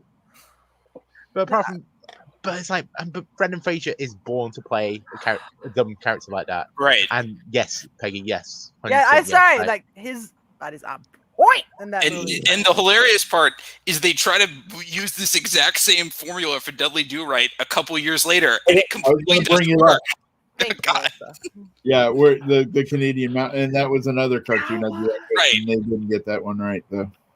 And there was no, and like, look, it has the same. They tried this exact same gimmick, and it just doesn't work the second time around. I don't even for a show that's very similar in tone. The original cartoons are pretty close in terms of their content. Dudley Do-It was the other one I was considering for this. I do enjoy that. Okay. I'm just glad no one's mentioned Rocky and Bullwinkle, the movie yet, which had Robert De Niro. Yeah. What the hell was his character called? Like Precious Shakespeare or something Fearless like that? Leader. There we are. Yeah, not Precious Shakes. What the hell did you say? I think I was getting mixed up with Stardust. I just remembered him in funny costumes. It's my brain's still working. It's all right, Tony. We'll save you. We'll move over to Garth for his final pick. All right, and I'm gonna preface this with a little story. Basically, I would go on weekend trips to places with friends, and we went to Montreal one year. It was 1993, and having a wild weekend in Montreal, we were trying, but it got hit by one of these storm of the centuries where it was sub-zero temps and lots of snow. Pipes were freezing, streets were flooded, businesses were closed, so everyone was stuck in the hotel room. I got bored as heck hanging out all weekend in a hotel room with a bunch of drunk guys passing out and puking. So I went for a walk in the storm of the century and didn't realize just how bad it was. And I was freezing and looking for any place open I could duck into. Businesses were closed left and right. Streets were closed left and right. Behold, a movie theater shining like a beacon. I can go in there and get warm and actually spend a couple hours. So I went in and bought a ticket for the movie they had playing at the time, and that was Batman: Mask of the Phantasm. Okay. Based on Batman the Animated Series, and it was a wonderful movie. And so I had a great time, got warm, thawed out, and it was a wonderful memory. And it's just one of my great memories in my life was that movie. Probably literally saved my feet from frostbite. Nice. For a second, I thought Garth was going to go Batman 66. That's on my yes. Higher than Naked Gun. Oh yeah. Oh yeah. No, Batman 66. I grew up with, man. That's my jam. You can swear on here. You can say it's I have names to drop with Batman 66 too. But that being said, quotes on your side, Garth. Batman Master of the Phantasm is one that I've tried getting into. I mean, maybe it's because I just didn't grow up with the TV series and just didn't. I thought it was fine. It's not one of the best Batman movies in my opinion, but it's just one that I just didn't get into. But as I said, maybe it wasn't because I grew up with the TV shows. I've never actually seen the Batman animated TV show ever at all. Wow. No, I would recommend some episodes that would get you. It's a good choice. Yeah. I will say though, like since we were allowed to use TV movies as well, I think the Return of the Joker from Batman Beyond is just as good as well. That's on my that's right up there too. This one was more of a nostalgia. Got bumped up because of the personal memory for me. Right, and I think it's one of the Batman movies that improves on the source material it's based on, because this is based on Batman Year 2, and the way they restructure the plot and who the villain is makes the film have a lot more emotion than I think the comic does. Yeah, the comic is gorgeous art with Alan Davis art, but story wise, I think the movie does it better. Like, I've not seen it because I've not seen the animated series, and I'm not that big a fan of Batman outside of the Nolan films. So it's the thing about it is that it always gets brought up as like, this is the best Batman film that no one's seen. This is better than the Burton stuff. This is better. Like, people will even argue that it's better than like Batman Begins and Dark Knight Rises. Like, does it live up to that standard? Like, if I go into watch, I mean, even me as a huge fan of it, to have it on my list, I wouldn't put it up that high. I would actually put the Batman Beyond one higher if I were ranking Batman movies. But I understand people's love for it because it really encompasses the show, and if you love the show, like a lot of people do, like I do, it really is a nice sign of it. And also as George said, it's based on a comic storyline with gorgeous art by Alan Davis, but it takes it and changes things, and the way it works, I like it a lot. Nice. Cool. So Mask of the Phantasm closes out Garth's squad. Rich, where are you going with your final? I'm stuck between two. I'm choosing another animated movie. And I think I'm just gonna go I think it's just the more touching movie, which I'm surprised about. I'm going with the Tigger movie. Oh, okay. Like I had to watch this with my cousin, like because he was young at the time. But it's really such a touching movie for a Winnie the Pooh type of movie. Tigger, since he's the lead, like you'd think it'd be like crazy, like him always being funny all the time, but it's really touching moment. Him, Tigger, trying to find more of his kind, trying to find his family, and then at the end of the movie, Winnie and the gang became his family, and it was just heartwarming. I'm going with that one. Nice. The wonderful thing about Tiggers. Now, is this based on a TV series? Yeah, the Winnie the Pooh. No, but that's the books by A.A. Milne. But they made a cartoon a long time ago. They made a cartoon as well. No, I'm not. Like I said, this is Peggy's thing, and I'm not. I'm just. Saying, if you want, I have another choice. I'm allowing Tigger. That's fine. It was my brother's favorite. I didn't know if there was a TV series it was based on, because I'm only familiar with the books and the movies. I'm not familiar with that. Double checking as we speak. So, I mean, if it is, I do have a second. I didn't know. I haven't seen a Winnie the Pooh TV show. I've only seen movies.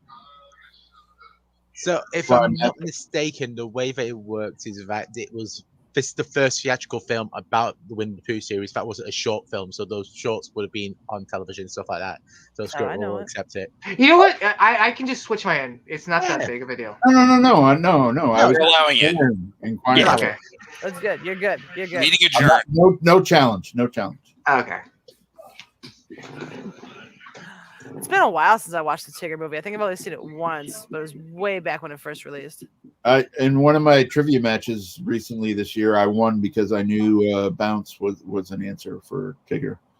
So it was an obvious answer, but is that when him and Rue get up at the tree? Yeah, it was like yeah. he'll never do again if he gets out of the tree. And it was Bounce. And then Rabbit makes him promise not to bounce anymore, and he walks off like all like sullen, and then Rabbit forgives him and he runs and tackles. Oh yeah, I love. And it's like but if Tigger, Bounce is an easy answer just to guess. So I do hate this pick for one big reason. I'm now gonna have the wonderful thing about Tigger stuck in my head for the rest of the fucking week. Yeah, I'm the only one. The Tigger's that Bounce. There's the one. I mean, we'll just gradually message you recordings of us singing this throughout the week to make sure it stays in your head. I almost went Christopher Robin, but that's more of the books than it was the cartoon, so I couldn't really do that. That I would have argued. Yeah. That's good. Just wait for the FPL teams match. Someone might pick theatrical Winnie the Pooh movies. I think there's enough around. I think so. Like, yeah, no, I wouldn't mind choosing that because they're fun movies, you know. Like, yeah, the Ewan McGregor one is highly underrated. Yeah. And you know, like you don't have just the animated, but all the live action ones. But it's fun movies. And great books that I grew up with as a kid, obviously. All right, cool. Solid pick from Richard. Over to me to close out the entire draft. All right, my fifth pick is going to be okay. I'm not saying this is a good movie. Oh God. I'm saying this is a guilty pleasure movie that I haven't watched this in at least 20 years, but I remember watching it as a kid. My favorite part of this movie is when Ellie Mae wrestles and beats up the school bully. I am taking the Beverly Hillbillies. Yes. For my fifth and final pick. I mean, you get Cloris Leachman as the grandma on this one. It's so bad it's good. It's Kevin Connolly as the next door neighbor kid who has a crush on Ellie Mae. That's from the Drew Carey show and Dietrich Bader. Thank you as Jethro. And Ernest as he was born to play Jed Clampett. Yes, he was. It's not a good movie, but you want to know what? If you smoke a little bit of the devil's lettuce and watch that one, it's a good time. I've never been high, but I still enjoy it because I grew up with the TV series. So there you go. And seeing that she had there's a theme song to get stuck in your head, Tony. He had the original Daisy Dukes before the Dukes of Hazzard. You know, those little short cutoffs. Mm-hmm. But yeah, when Ellie Mae beat up the school bully, I was just like, "That's my girl!" Yeah, there you go. So. I love it. It's a good choice. I mean, I personally love it.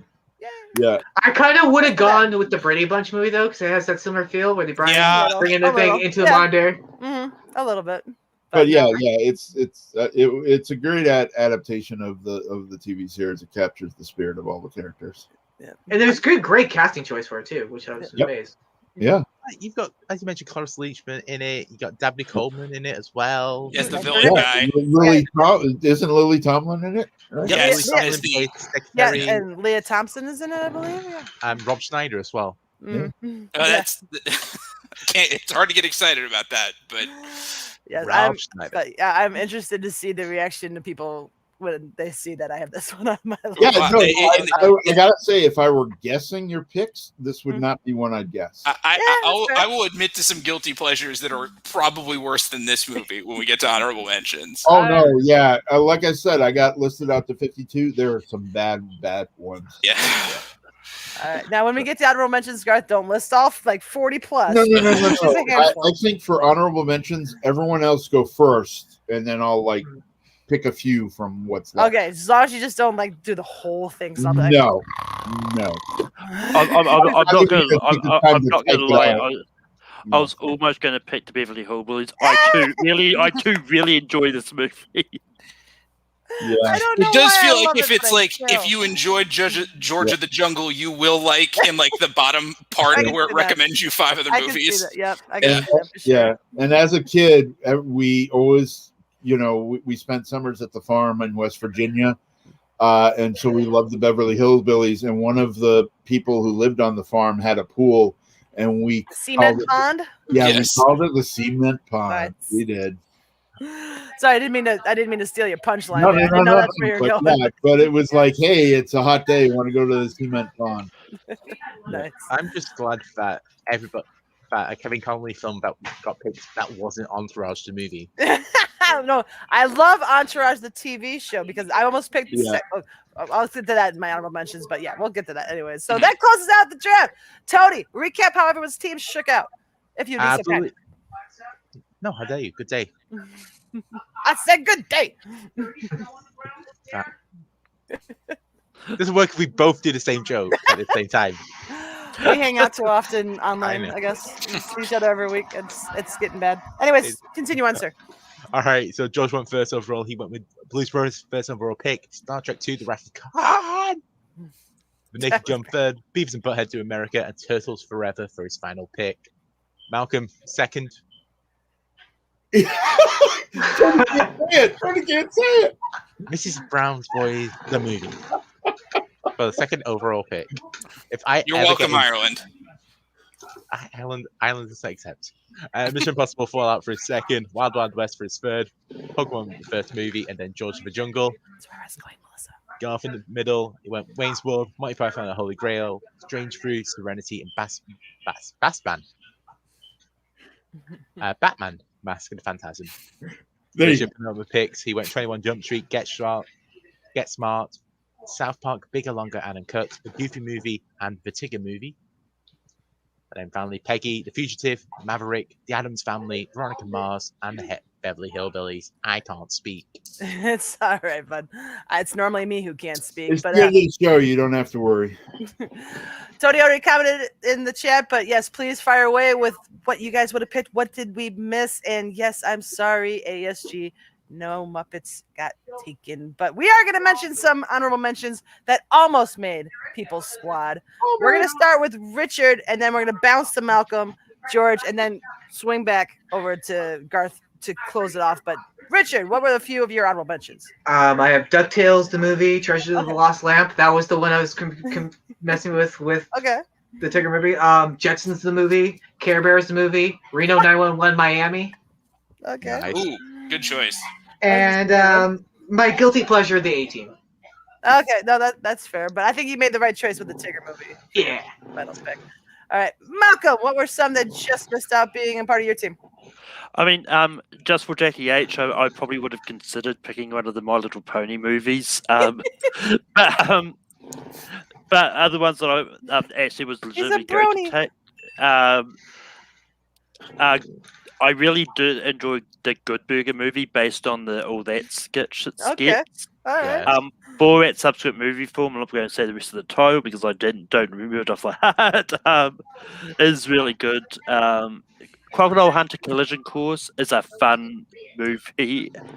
The Flintstones, Okay. the Simpsons movie, and MacGruber. That makes sense. There you go. That makes sense. George, a few of Well, yours. I could mention like the other Star Trek movies out of the list, but no one wants to hear that. Here are my two super guilty pleasures that fall into this category. One is The Ladies' Man, starring, which is just hysterical. I cannot count the number of times I've told someone that I wanted to buy them a fish sandwich in honor of this film. And look, it's not good, but it's still hilarious. I had to learn how to spell Cavassier for movie trivia. Yes. And the other one for me, and I'm pretty sure I'm the only person who enjoys this film, including the people who made this film. But one of my guilty pleasure movies is McHale's Navy from 1997. Grammar? It's so good. No, not the one with Kelsey Grammer. That's Down That's Periscope. Down Periscope. No, you're right. My bad. Which is a much better film than McHale's Navy. Yeah. Which is basically Tom Arnold walks around and is just with a bunch of weird stuff that he owns on a random island. On a random island that the Navy controls. It's just the most ridiculous thing ever. Deborah Messing is there. Dean Stockwell is there. I can't explain why. Tim Curry is Tim Currying all over the screen to maximum effect. It's. I think it's funny. I know I shouldn't. The movie's awful, but it makes me laugh. No, Yeah, totally cool. I mean, I agree with you there. And then Tony, are a few that you would have picked like out there stuff? Yes, the three big ones for me. Shaun the Sheep, the movie, legitimately is the best silent film of the 21st century. It's Aardman animation. It's fantastic. So the people that did well as a Grammy, you can't really do them because they were short films. But Shaun the Sheep is based on the character from the Close Shave. He had a spin-off TV show. Close Shave, yeah. He had a spin-off TV show, which is really, which I'm not ashamed to say, but I used to put it on when I was working with kids just so I could watch it. And the movie really holds up. And Farmageddon as well got Oscar nominated this year somehow, even though it got released 2 years ago. But really fantastic watches if you've not done them. Second one on my list would have been Jackass. Yeah. The first one, right? Yeah. Well, yeah, any of them really, but the third one maybe. Yeah, but and then the last one, this one I'm kind of shocked no one went with just because of how. Even though that it was a TV show that didn't really do much in the 60s, however, it's one of the most famous crime films of all time, 1980s, The Untouchables. That one I would have challenged because actually that's not based on the TV show. That's based on the novel. It's Elliot Ness's autobiography. I almost went with The Man of Uncle.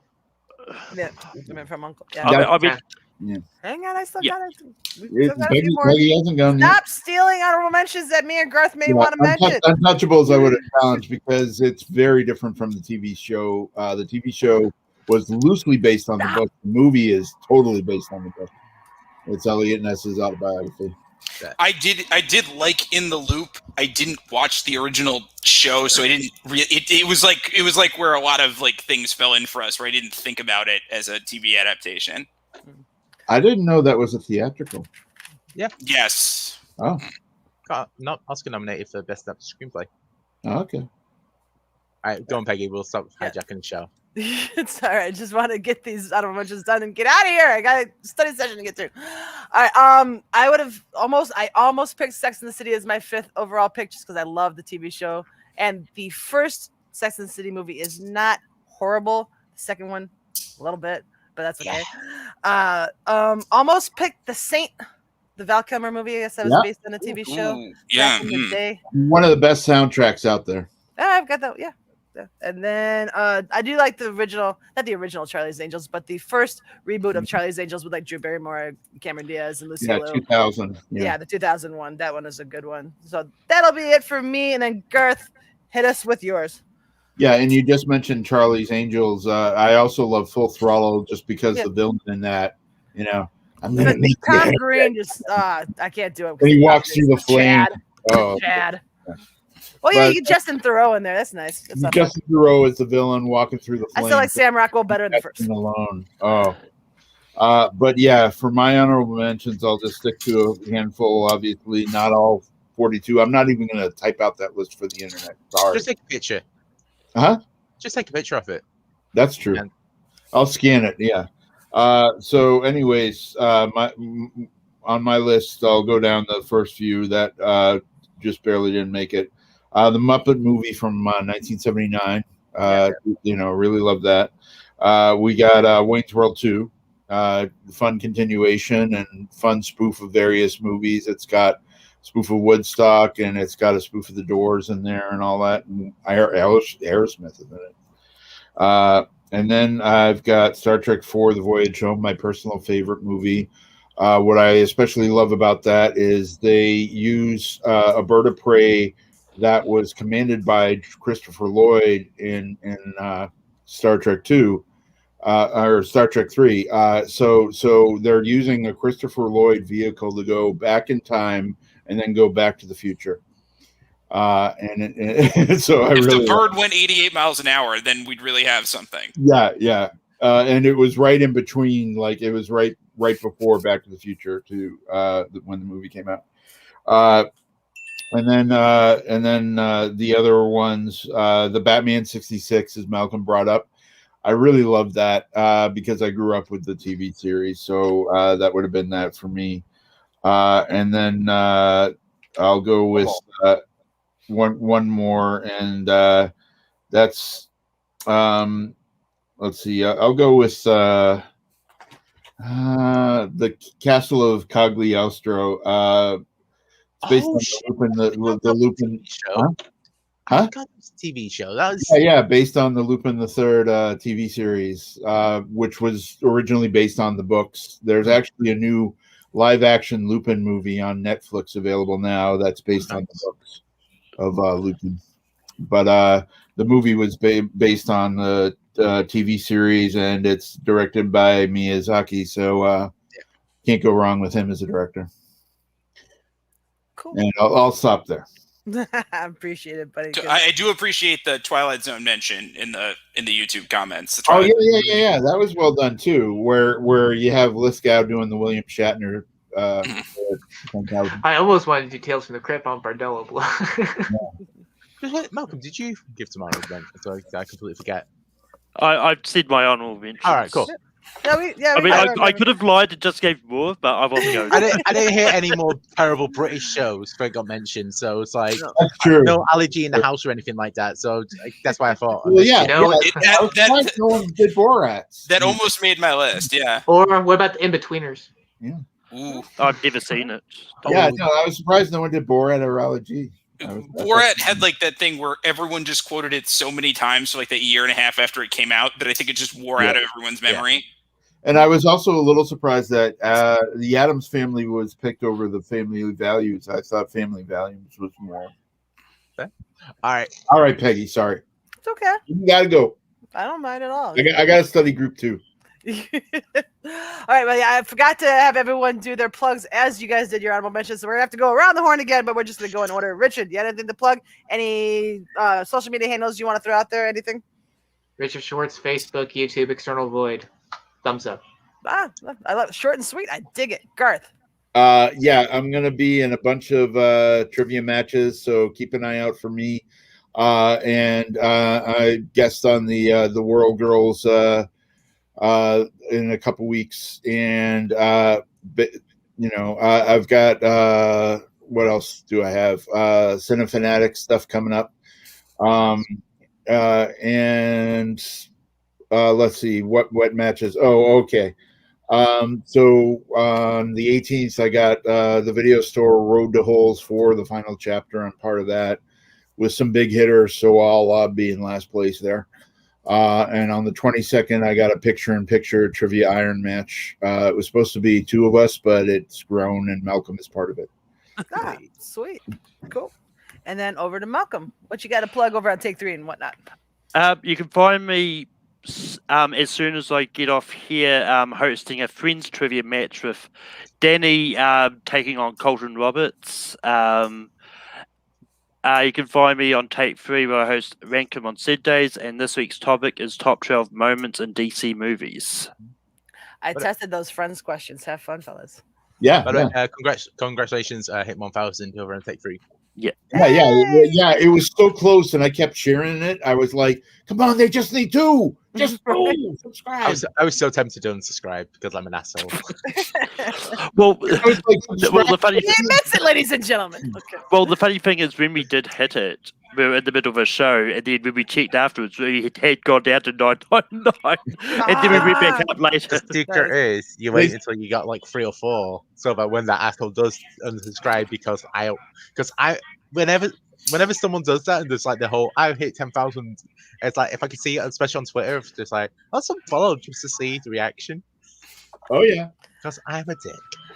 No, but we've got this on tape. He said he's both a dick and an asshole within the span of a minute and a half. It was frustrating because it took a long time to get those last few. All right, and George, anything you need to plug? G Fitzpatrick 14 is most of what I am on social media, but I would grade my social media presence with a big fat F. It's not interesting. Yeah, it's fine. And happy Fitzpatrick's Day. Thank you. Thank you. And then Tony, what you got coming up on the featured presentations channel? Yeah, absolutely. So sign up sheet for FPTL is still available. So sign up for Sunday, then Tuesday, everything should be back in track. So it'll be Back Major List with first half of the episode with Jonathan Knowles. So that'll be this Tuesday, and the following Tuesday it'll be Unearth, Bill Carriola, and Anthony Tisdale. That's both half edited. So yeah, please like, subscribe, do all those things. And sign up sheet. What we're gonna do the sign up sheet for Back to Film Fights different going forward. So keep an eye out for that when we actually announce what we're doing for next month, because we still haven't planned it yet. We're slacking on announcing the topics for April, but we will get on it at some point this week. It'll be done this week. I promise you that. First episode of Family Film Fights is what should we do for future Fantasy Film Fights? We've got a huge list of topics. We just can never decide which topics we want to do that next month or whatever. And just quickly, people still watching. I was going to do it if you didn't. No, I don't get shouted out. They did this week. They did for 3 hours longer. Malcolm X, really interesting conversation between two of them. And next week for Shark Films, Deep Blue Sea. You should change the logo with the shark mouth for that. I've been tempted. And then for me, you can find me at Peggy B Ball across all social media platforms that I participate in. Hopefully, we'll get a match in the Schmodown soon. I don't know. Hopefully, fingers crossed. And then you can catch me here every Wednesday on Fantasy Film. Almost every Wednesday. We skipped last week, but most every Wednesday. Next week, we are going to build a heist crew with our draft picks. It's going to be a fun one. So make sure you tune in next week for that one. That's a good one. We have run overtime. I think this is the longest episode ever, maybe aside from the Oscar Best Picture. We want to go 3 hours, so we still I gotta get out of here. So for myself, for Richard, Garth, Malcolm, George, Tony, we'll see you next week. Have a good one, guys. Happy St. Patrick's Day. Round 6.